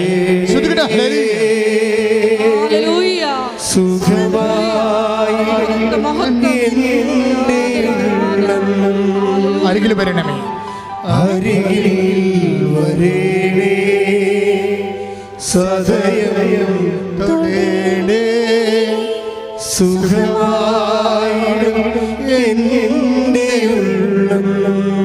പരിശുദ്ധ പരമ ദിവ്യകാരുണ്യത്തിന് ആരാധനയും സ്തുതിയും പുകഴ്ചയും പരിശുദ്ധ പരമ ദിവ്യകാരുണ്യത്തിന് ആരാധനയും സ്തുതിയും പുകഴ്ചയും ഉണ്ടായിരിക്കട്ടെ. ഹൃദയരോഗികള്, വാൽവിന് ചുരുക്കമുള്ളവര്, വാല് ബ്ലോക്കായിരിക്കുന്നവര്, കരള് രോഗികള്, അതുപോലെ തന്നെ മഹോദര രോഗികള്, കരള് വീക്കമുള്ളവര്, കിഡ്നി ചുരുക്കമുള്ളവര്, കിഡ്നിയിൽ കല്ലുള്ളവര്, ഗർഭാശയത്തിൽ വീക്കമുള്ളവർ, സിസ്റ്റുള്ളവർ, അണ്ടാശയത്തിൽ അതുപോലെ തന്നെ സിസ്റ്റുള്ളവർ, PCOD രോഗികൾ, അവരെല്ലാം സമർപ്പിച്ചുകൊണ്ട് മുഴകൾ, അതുപോലെ തന്നെ സിസ്റ്റുകൾ, അതുപോലെ തന്നെ ബ്ലോക്കുകൾ, ശരീരത്തിലുള്ള കല്ലുകൾ യേശുനാമത്തിൽ മാറിപ്പോകട്ടെ. ശ്രുതികട്ടെ ശ്രുതികട്ടെ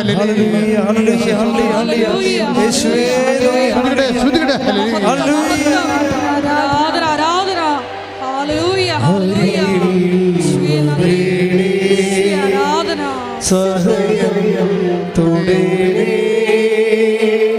സുഖമായിടും എൻ്റെ ഉള്ളം. അരികിൽ വരേണേ, സദയം തൊടേണേ, സുഖമായിടും എൻ്റെ ഉള്ളം. പരിശുദ്ധ പരമ ദിവ്യകാരുണ്യത്തിന് ആരാധനയും സ്തുതിയും പുകഴ്ചയും ഉണ്ടായിരിക്കട്ടെ. മക്കളെ, കൈ പൊക്കാനും പറ്റാത്തവര്, നടക്കാൻ പറ്റാത്തവര്, നടക്കുമ്പോൾ തെന്നുന്നവര്, പൊതുസമൂഹത്ത് വന്നാൽ പേടിച്ച് പതച്ചാടി എപ്പിലെപ്സിയെപ്പോലെ, ജന്യരോഗം പോലെ, അപസ്മാരം പോലെ പിടച്ചു തല്ലി വീഴുന്നവർ, അങ്ങനെ ന്യൂറോട്ടിക്കായിട്ട് എല്ലാ മക്കളുടെ പേരും കർത്താവിൻ്റെ രക്തം നിറയട്ടെ. പിതാവിൻ്റെയും പുത്രൻ്റെയും പരിശുദ്ധാത്മാവിൻ്റെയും നാമത്തെ പ്രാർത്ഥിക്കുന്ന അവരെ ഞരമ്പ് രോഗികളിലെ, മസ്തിഷ്ക രോഗികളിലെ, മനോരോഗികളിലെ, അപസ്മാ രോഗികളെ, എപ്പിലെപ്സി രോഗികളിലെ, ഓട്ടിസം രോഗികളിലെ കർത്താവിൻ്റെ രക്തം നിറയട്ടെ. കർത്താവിൻ്റെ രക്തം നിറയട്ടെ.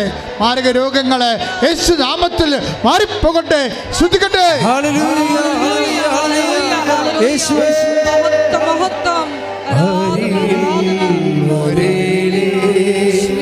സദയം തൊടേണേ, സുഖമായിടും എൻ്റെ ഉള്ളം. അരികിൽ വരണേ, അരികിൽ വരേണേ, സദയം തൊടേണേ, സുഖമായിടും എൻ്റെ ഉള്ളം. പരിശുദ്ധ പരമദിവ്യകാരുണ്യത്തിന് ആരാധനയും സ്തുതിയും പുകഴ്ചയും ഉണ്ടായിരിക്കട്ടെ. സ്രാവരോഗികൾക്ക് വേണ്ടിയൊക്കെ പ്രാർത്ഥിക്കാം. അപ്പോൾ ചിലർ അറിയാതെ എപ്പോഴും കണ്ണിൽ നിന്ന് പഴുപ്പോ കണ്ണീരോ അതിൻ്റെ കട്ടിയുള്ള ജലമൊക്കെ വരത്തില്ലേ. ചിലർക്ക് ചെവിയിൽ നിന്ന് പഴുപ്പും ചോരയൊക്കെ വന്നെ കാണാം. ചിലക്ക് ചെല്ലുമ്പോൾ ഇങ്ങനെ കൺട്രോളില്ലാതെ വായിൽ നിന്ന് തുപ്പൽ വന്നെ കാണാം. ചിലർക്ക് മൂത്രമറിയാതെ പോകുന്നവരുണ്ട്. ബ്ലീഡിങ് വന്നിട്ട് പീരീഡ്സ് കഴിഞ്ഞിട്ട് നിൽക്കാതിരിക്കുന്നവർ 10-12 ദിവസം നീണ്ടു പോകുന്നവരുണ്ട്. ചിലപ്പോൾ വെള്ളപ്പൊക്കിൻ്റെ അസുഖമുള്ളവരുണ്ടാകുന്നു. ചിലപ്പോൾ മലമറിയാതെ പോകുന്നവരുണ്ടാകും. അവരെല്ലാം സ്പർശിക്കാൻ വേണ്ടി സ്തുതിക്കട്ടെ. കർത്താവേ, നിൻ്റെ ഉന്നതമായ നാമത്തിന് സ്തോത്രം ചെയ്യുന്ന കർത്താവേ, കർത്താവേ, നിൻ്റെ വിശുദ്ധ പൗരോഹിത്യത്തെ മഹത്വപ്പെടുത്തണമേ. 36 വർഷം ഞാൻ അർപ്പിച്ച കൃപായുടെ യോഗ്യതയാൽ കൃപാസമൽത്താറെ ജീവനോടെ പ്രത്യക്ഷപ്പെട്ട മാതാവിൻ്റെ മാധ്യസ്ഥത്തിലെ മാരക രോഗങ്ങൾ, സ്രാവരോഗങ്ങൾ യേശുനാമത്തിൽ ഈ നിമിഷം മാറിപ്പോകട്ടെ. ശ്രുതിക്കട്ടെ. ഹല്ലേലൂയ, ഹല്ലേലൂയ, ഹല്ലേലൂയ. യേശുവേ നന്ദി. ഹല്ലേലൂയ. മഹത്വം സദയം തുടരേ സുഖമായി എൻ്റെ ഉള്ളം. പരിശുദ്ധ പരമദിവ്യകാരുണ്യത്തിന് ആരാധനയും സ്തുതിയും പുകഴ്ചയും ഉണ്ടായിരിക്കട്ടെ. അസ്ഥികളെ സമർപ്പിച്ച് പ്രാർത്ഥിക്കാം. അസ്ഥി ഒടിഞ്ഞവരെ, അസ്ഥി കൂടാത്തവരെ, അസ്ഥി ഒടിഞ്ഞതിൻ്റെ പേര്, അപകടത്തിൽപ്പെട്ട് ഒടിഞ്ഞതിൻ്റെ പേരിൽ ബലക്ഷയം അനുഭവിക്കുന്നവരെ, അകത്ത് കമ്പി ഇട്ടിരിക്കുന്നവരെ, അസ്ഥി ഉരുക്കമുള്ള രോഗികൾ, അസ്ഥിക്ഷയമുള്ള രോഗികൾ, പല്ലും എല്ലുമൊക്കെ ഒടിഞ്ഞു പോകുന്ന തരത്തിലുള്ള രോഗികൾ, അങ്ങനെയുള്ള ഓരോ രോഗികളുടെ മേലും കർത്താവിൻ്റെ രക്തം തളിക്കപ്പെടാൻ വേണ്ടി സ്തുതിക്കട്ടെ. കർത്താവേ, നിന്റെ വിശുദ്ധമായ രക്തം അസ്ഥികളിൽ തളിക്കണമെന്ന് പ്രാർത്ഥിക്കുന്നു. എസെക്കിയേൽ 37 പ്രാർത്ഥിക്കുന്നു. യേശുവിൻ്റെ രക്തത്തിലെ അസ്ഥികൾ പുതുതാകുകയും ശക്തിപ്പെടുകയും ചെയ്യട്ടെ. I command you in the name of Jesus Christ to be healed. Hallelujah, ഹല്ലേലൂയ, ഹല്ലേലൂയ. മഹത്വം, മഹത്വം. ആരാധന, സദയം തുടരേ സുഖമായി എൻ്റെ ഉള്ളം. പരിശുദ്ധ പരമദിവ്യകാരുണ്യത്തിന് ആരാധനയും സ്തുതിയും പുകഴ്ചയും ഉണ്ടായിരിക്കട്ടെ. മുട്ട നിൽക്കുക. ഇപ്പോൾ നമ്മൾ ജോലിയില്ലാത്തവർക്ക് വേണ്ടി പ്രാർത്ഥിക്കുന്ന സമയമാണ്. സാമ്പത്തിക ബാധ്യതയുള്ളവരെ, വിസ പ്രോസസ്സിങ്ങിൽ ബ്ലോക്കായി പോയവരെ, യൂണിവേഴ്സിറ്റി എമൗണ്ട് എല്ലാം സെൻഡ് ചെയ്തു, പക്ഷെ നമുക്ക് വിസ അടിച്ചു വരണില്ല, റിജക്റ്റ് ചെയ്തുകൊണ്ടിരിക്കുന്നു പല പല കാരണങ്ങളാൽ. ഇതൊരു അഡ്മിഷൻ ആകാത്തവരുണ്ട്. വിദ്യാഭ്യാസ മേഖലകളിൽ ഉപരി വിദ്യാഭ്യാസത്തിനും വിദേശ വിദ്യാഭ്യാസത്തിനുമൊക്കെ അഡ്മിഷൻ ആകാത്തവരെ, ജോലിക്ക് വേണ്ടി വിദേശത്ത് ജോലിക്ക് വേണ്ടി പാസ്പോർട്ടിനും കുഞ്ഞുങ്ങൾക്ക് പാസ്പോർട്ട് കിട്ടാത്തവരുണ്ട്. കുഞ്ഞുങ്ങൾ ഇവിടെ പോയതിൻ്റെ പേരിൽ വളരെ ടെക്നിക്കലായിട്ടുള്ള ഒത്തിരിയേറെ പ്രയാസങ്ങളിൽ മനുഷ്യരെ ജീവിതം മുഴുവനും അതിനുവേണ്ടി ഒഴിഞ്ഞു വെക്കേണ്ടി വരുന്നവർ, കുഞ്ഞിനെ കൊണ്ടുവരാൻ ഇങ്ങോട്ട് അപ്പനെയും അമ്മയ്ക്കും വരാൻ പറ്റണില്ല, അങ്ങോട്ട് കൊണ്ടേ കൊടുക്കണം, അതിന് വിസ കിട്ടണില്ല. ഇങ്ങനെയൊക്കെ വല്ലാത്ത പുതിയ കാലത്തെ പുതിയ ജീവിതത്തിലെ പുതിയ പ്രയാസങ്ങളുമായിട്ട് മനുഷ്യരെ വിഷമിക്കുകയാണ്. പലതരത്തിലെ പല ഡേറ്റുകളും ഡീബാറാകാൻ പോകുന്നു. ചില റാങ്ക് ലിസ്റ്റുകൾ ക്യാൻസലാകാൻ പോകുന്നു. അവസാനത്തെ കാത്തിരിപ്പും അസ്തമിച്ചു പോകുന്ന അവസ്ഥകൾ. ചിലപ്പോൾ ഭാഗവിടുമ്പോൾ ചിലർക്ക് നടക്കണില്ല. ചിലർ മനഃപൂർവ്വം ഒപ്പിട്ട് കൊടുക്കത്തില്ല, നമ്മളെ ഗതി പിടിക്കുമെന്ന് ഓർത്തുകൊണ്ട് മനഃപൂർവ്വം വട്ടം ചവിട്ടി നിൽക്കുന്നവരുണ്ട്.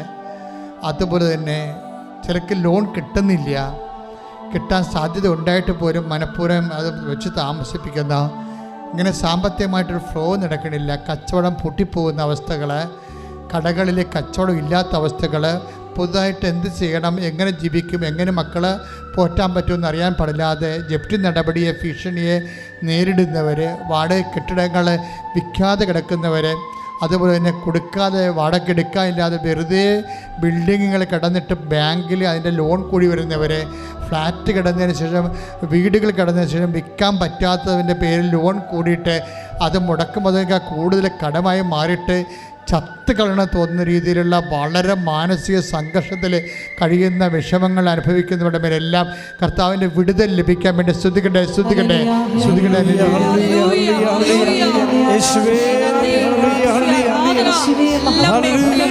നിന്റെ ഉന്നതമായ നാമത്തിൽ 36 കൊല്ലം അനുഭവത്തെ കുമാരന്റെ യോഗ്യതയാൽ കൃപാസ്ഥാനം ജീവനോടെ പ്രത്യക്ഷപ്പെട്ട മാതാവിന്റെ മധ്യസ്ഥത്തിലെ എല്ലാവിധ തടസ്സങ്ങളും യേശുനാമത്തിൽ നീങ്ങിപ്പോകട്ടെ എന്ന് പ്രാർത്ഥിക്കുന്ന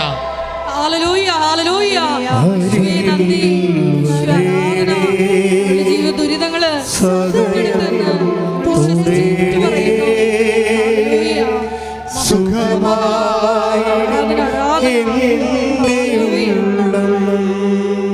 പരിശുദ്ധ പരമ ദിവ്യകാരുണ്യത്തിന്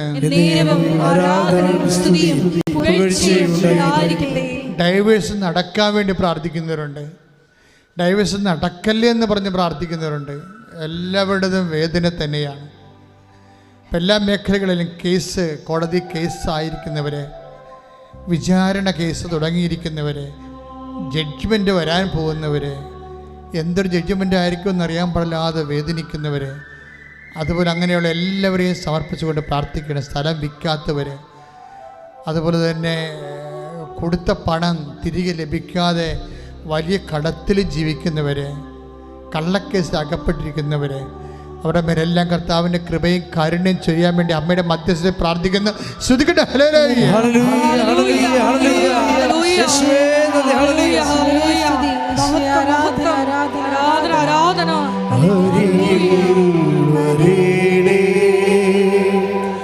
സദയം തുടരേ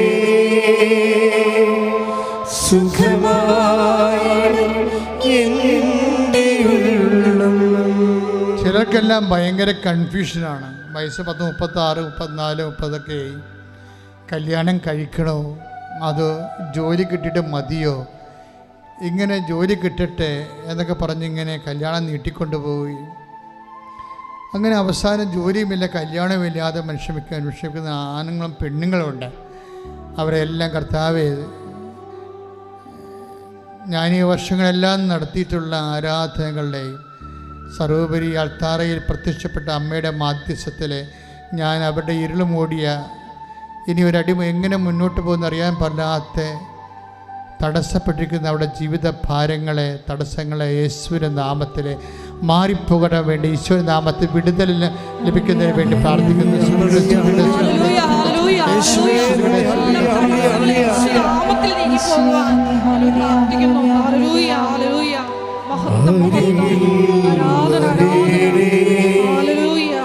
സദയം തുടരേ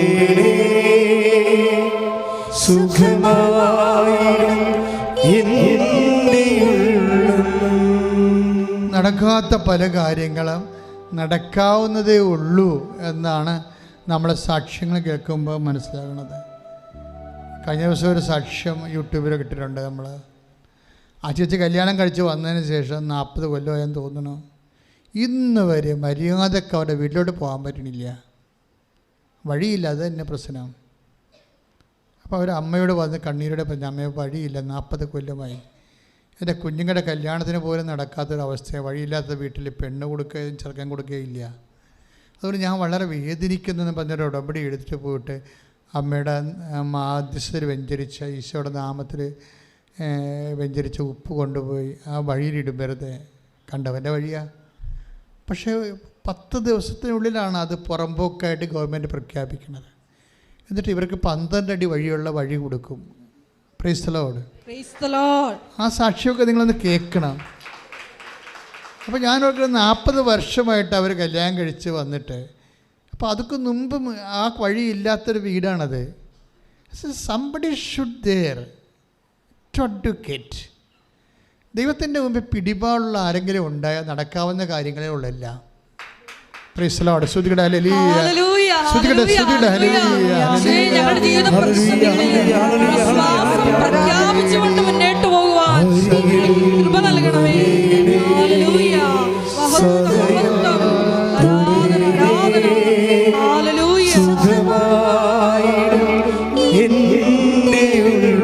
അരികിൽ വരണമേ.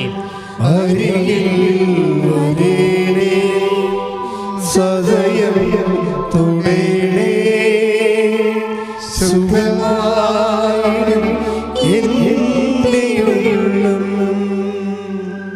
മക്കളില്ലാത്തവരെ, ഞാൻ ഈ മക്കളില്ലാത്തവരുടെ ശരിക്കും വേദന അനുഭവിക്കുന്ന ഒരാളാണ്. അതെന്ന് വെച്ച് കഴിഞ്ഞാൽ നിങ്ങൾക്ക് മക്കളുള്ളവർക്ക് അതിൻ്റെ വേദന മനസ്സിലാവത്തില്ല. ഏറ്റവും കൂടെ പ്രയാസപ്പെടുന്നത് ഈ മക്കളില്ലാത്ത ചേച്ചിമാരാണ്. ശരിക്കും അവരുടെയൊക്കെ വേദന പറയാൻ പോലും പറ്റത്തില്ല. നിങ്ങളോർക്കോ എന്നാ മക്കളില്ലേ ഇല്ലാത്തതിലേ ഉള്ളതെന്ന് പറഞ്ഞ് നിങ്ങൾ പറയും. പക്ഷേ അങ്ങനെയല്ല പ്രശ്നം. അവർ ചാകാൻ വരെ തയ്യാറാണ് ഒരു കുഞ്ഞിനെ കിട്ടാൻ വേണ്ടി. അത്രയുടെ ഒരു ഇമോഷണൽ സെറ്റപ്പ് അതാണ്. അപ്പം ഞാൻ അവരെയൊക്കെ ശരിക്കും കുറേ നേരം പ്രാർത്ഥിക്കും അവരെ. കാര്യം കർത്താവ് കണ്ണ് തോന്നുകയുള്ളൂ, അങ്ങനെ ഒരു വചനമില്ലേ 43, കർത്താവേ അങ്ങേക്ക് ഞങ്ങളുടെ മേൽ കരുണ തോന്നുന്നത് വരെ എന്നും പറഞ്ഞ് സങ്കീർത്തനം പറയും. ആ കരുണ തോന്നുവോളും ഞങ്ങളുടെ കണ്ണുകൾ നിൻ്റെ മുമ്പിലേക്ക് ഇങ്ങനെ ഊന്നിക്കൊണ്ടിരിക്കുമെന്ന്. എൻ്റെ മക്കളെ സങ്കീർത്തനത്തിൽ ആ ദൈവാനുഭവം ഭയങ്കരമാണ്. അത് നിങ്ങളൊന്ന് അനുവർത്തിക്കണം, നല്ലതാണ്. എനിക്ക് തോന്നുന്നു 143:2 സങ്കീർത്തനം. 123 സങ്കീർത്തനം 2-ാം തിരുവചനം വായിച്ചുള്ളൂ. ദാസന്മാരുടെ കണ്ണുകൾ പറഞ്ഞു, ദാസന്മാരുടെ കണ്ണുകൾ യജമാനന്റെ കയ്യിലേക്കെന്ന പോലെ ദാസിയുടെ കണ്ണുകൾ സ്വാമിനിയുടെ കയ്യിലേക്കെന്ന പോലെ ഞങ്ങളുടെ ദൈവമായ കർത്താവിന് ഞങ്ങളോട് കരുണ തോന്നുവോളം ഞങ്ങളുടെ കണ്ണുകൾ അങ്ങേ നോക്കി പാർത്തിരിക്കുന്നു. ഇതാണ് എൻ്റെ ഒരു മെക്കാനിസം എന്ന് പറയുന്നത്. ഇതാണ് രീതി. കർത്താവിന് കരുണ തോന്നുവോളം കർത്താവിനെ തന്നെ നോക്കിക്കൊണ്ടിരിക്കും, വാക്കിലും പ്രവൃത്തിയിലും വിചാരങ്ങളിലും. അതുകൊണ്ട് ഞാൻ മക്കളോട് പറഞ്ഞു, മക്കളെ ഇതൊന്നും പ്രശ്നമില്ല.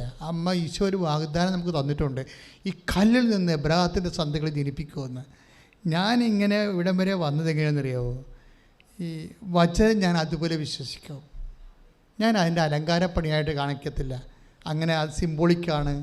അത് textual criticism, form criticism, hermeneutics എന്നൊക്കെ പറഞ്ഞ് സെമിനാരിൽ കുറേ സാങ്കേതിക വ്യാഖ്യാനം, ഈ സാധനം ഒന്നും ഞാൻ അപ്ലൈ ചെയ്യത്തില്ല. ഞാൻ പറയും എൻ്റെ കർത്താവ് പറഞ്ഞതാണ്, അത് ഞാൻ അതുപോലെ വിശ്വസിക്കും.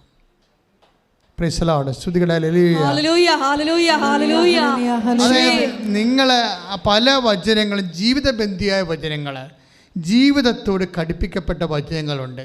അതിൻ്റെ മക്കൾ അതുപോലെ അങ്ങ് വിശ്വസിക്കാനുള്ള കൃപയ്ക്ക് വേണ്ടി പ്രാർത്ഥിക്കണം. അപ്പോൾ എന്താ പ്രശ്നം? കർത്താവ് പറഞ്ഞാണ് ഈ കല്ലിൽ നിന്ന് എബ്രാഹം സന്തതി ജനിപ്പിക്കുമെന്ന് അല്ലേ? 3:9 ശ്രുതികടെ യോഹന്നാന്റെ സുവിശേഷം അല്ലേ? മത്തായി 3:9 വായിച്ച ശ്രുതികടെ.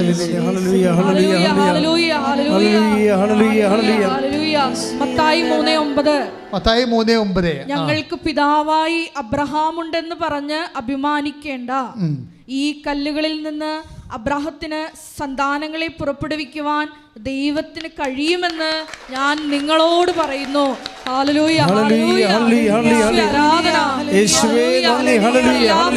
ദമ്പതികളെ പ്രത്യേകമായിട്ട് സമർപ്പിച്ച് പ്രാർത്ഥിക്കുന്നു. ഈശോയെ അവർക്ക് കുഞ്ഞുങ്ങളെ നൽകി അനുഗ്രഹിക്കണമേ എന്ന് പ്രാർത്ഥിക്കുന്നു. ഹല്ലേലൂയ. പരിശുദ്ധ പരമദിവ്യകാരുണ്യത്തിന് ആരാധനയും സ്തുതിയും പുകഴ്ചയും ഉണ്ടായിരിക്കട്ടെ. ചില വചനങ്ങൾ അഭിഷേകമായി എരന്ന് വാങ്ങിക്കണം ദൈവത്തിലേക്ക് എന്ന്. ചില നടക്കാത്ത കാര്യങ്ങളില്ലേ, അതിൻ്റെ ഒരു വചനമാണിത്. ഇപ്പം നിന്നോട് പറയുന്നത് നിനക്ക് സിൽ പോയിൻറ്റ്സ് ഇല്ല, നിൻ്റെ മൂത്ത മകളുടെ ലോൺ ഇതുവരെ അടച്ചിട്ടില്ല, തിരിച്ചടച്ചിട്ടില്ല, അതുകൊണ്ട് ഇളയ മകൾക്ക് ലോൺ തരികയില്ല, സിൽ പോയിൻറ്റ്സ് ഇല്ലെന്ന് പറഞ്ഞ് ബാങ്കുകാരെ നിന്നെ തള്ളിവിടും. അപ്പോൾ നീ പറയണം, ഈ കല്ലിൽ നിന്ന് എബ്രാഹ സന്തതികൾ ജനിപ്പിക്കാൻ എൻ്റെ ദൈവത്തിന് കഴിയുമെന്ന്. ശ്രുതികട്ടെ.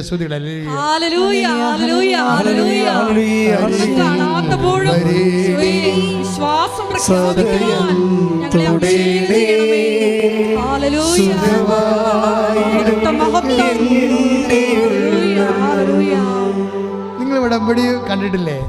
24 കൊല്ലമായിട്ട്. കഴിഞ്ഞ ദിവസം ഒരു സാക്ഷ്യം ഉണ്ടായി. PCOD ആണ് മുഴുവൻ, ഇങ്ങനെ കുരുമുളക് പോലെ ഗർഭാശയം മുഴുവൻ, അണ്ടാശയം മുഴുവൻ കുരുക്കളാണ്. PCOD ആണ്. അത് കളയാനും പറ്റത്തില്ല, മരുന്ന് കഴിച്ചിട്ട് പോകണമില്ല. പിന്നെ എന്താ, പിന്നെ 16 കൊല്ലമായിട്ട് മക്കളില്ലാതെ ഇങ്ങനെ ജീവിക്കുകയാണ്. പക്ഷെ ഉടമ്പടി എടുത്തപ്പോൾ ഇരട്ട പ്രസവിച്ച്.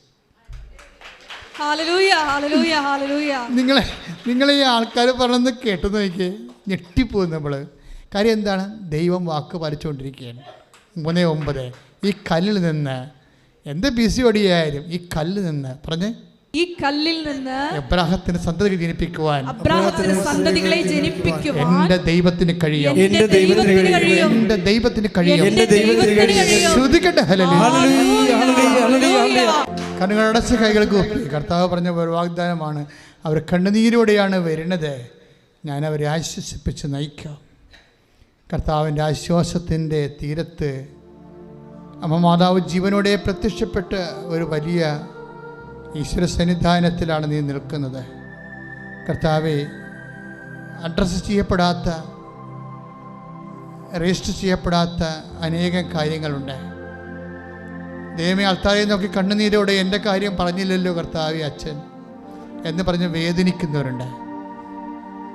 ഇപ്പോൾ പറയുമെന്ന് വിചാരിച്ച് പ്രതീക്ഷിക്കുന്നവരുണ്ട്.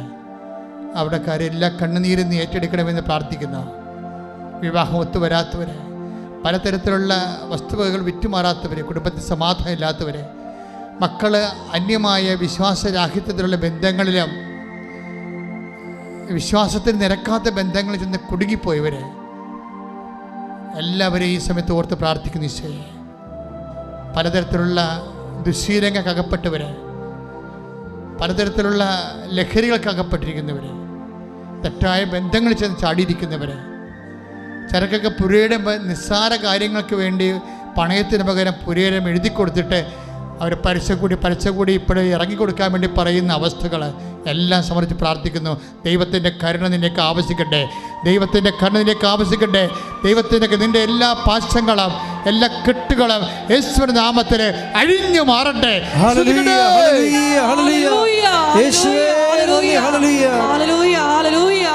എല്ലാ തടസ്സ മേഖലകളിലും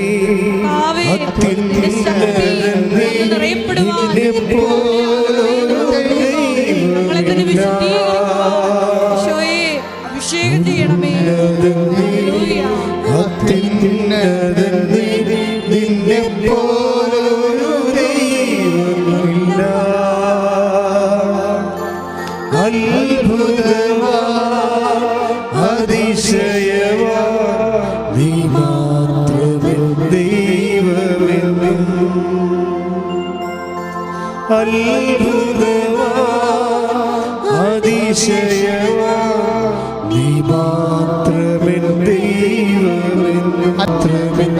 കിടപ്പ് രോഗികള് നിന്റെ നാമത്തിൽ എഴുന്നേറ്റ് മാറ്. കർത്താവെ, സൗഖ്യമാകട്ടെ. കർത്താവ്, കിടപ്പ് രോഗികളെ അടിപ്പിടർ പോലെ വൈദ്യാക്ഷരം പോലെ നിന്റെ നാമത്തിൽ എഴുന്നേക്കട്ടെ. ശ്രുതിയുടെ ഹല്ലേലൂയ. കർത്താവെ, കിടപ്പ് രോഗികളെ അത്ഭുതകരമായി നിന്റെ നാമത്തിൽ എഴുന്നേറ്റ് നടക്കട്ടെ. ശ്രുതിയുടെ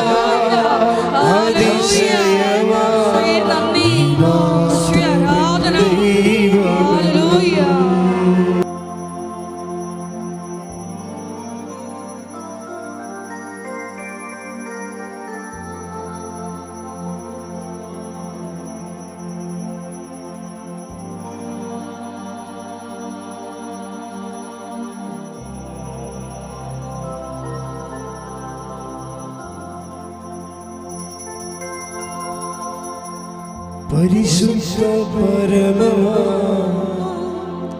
ദിവ്യകാരുണ്യമേ, എന്നുമെന്നും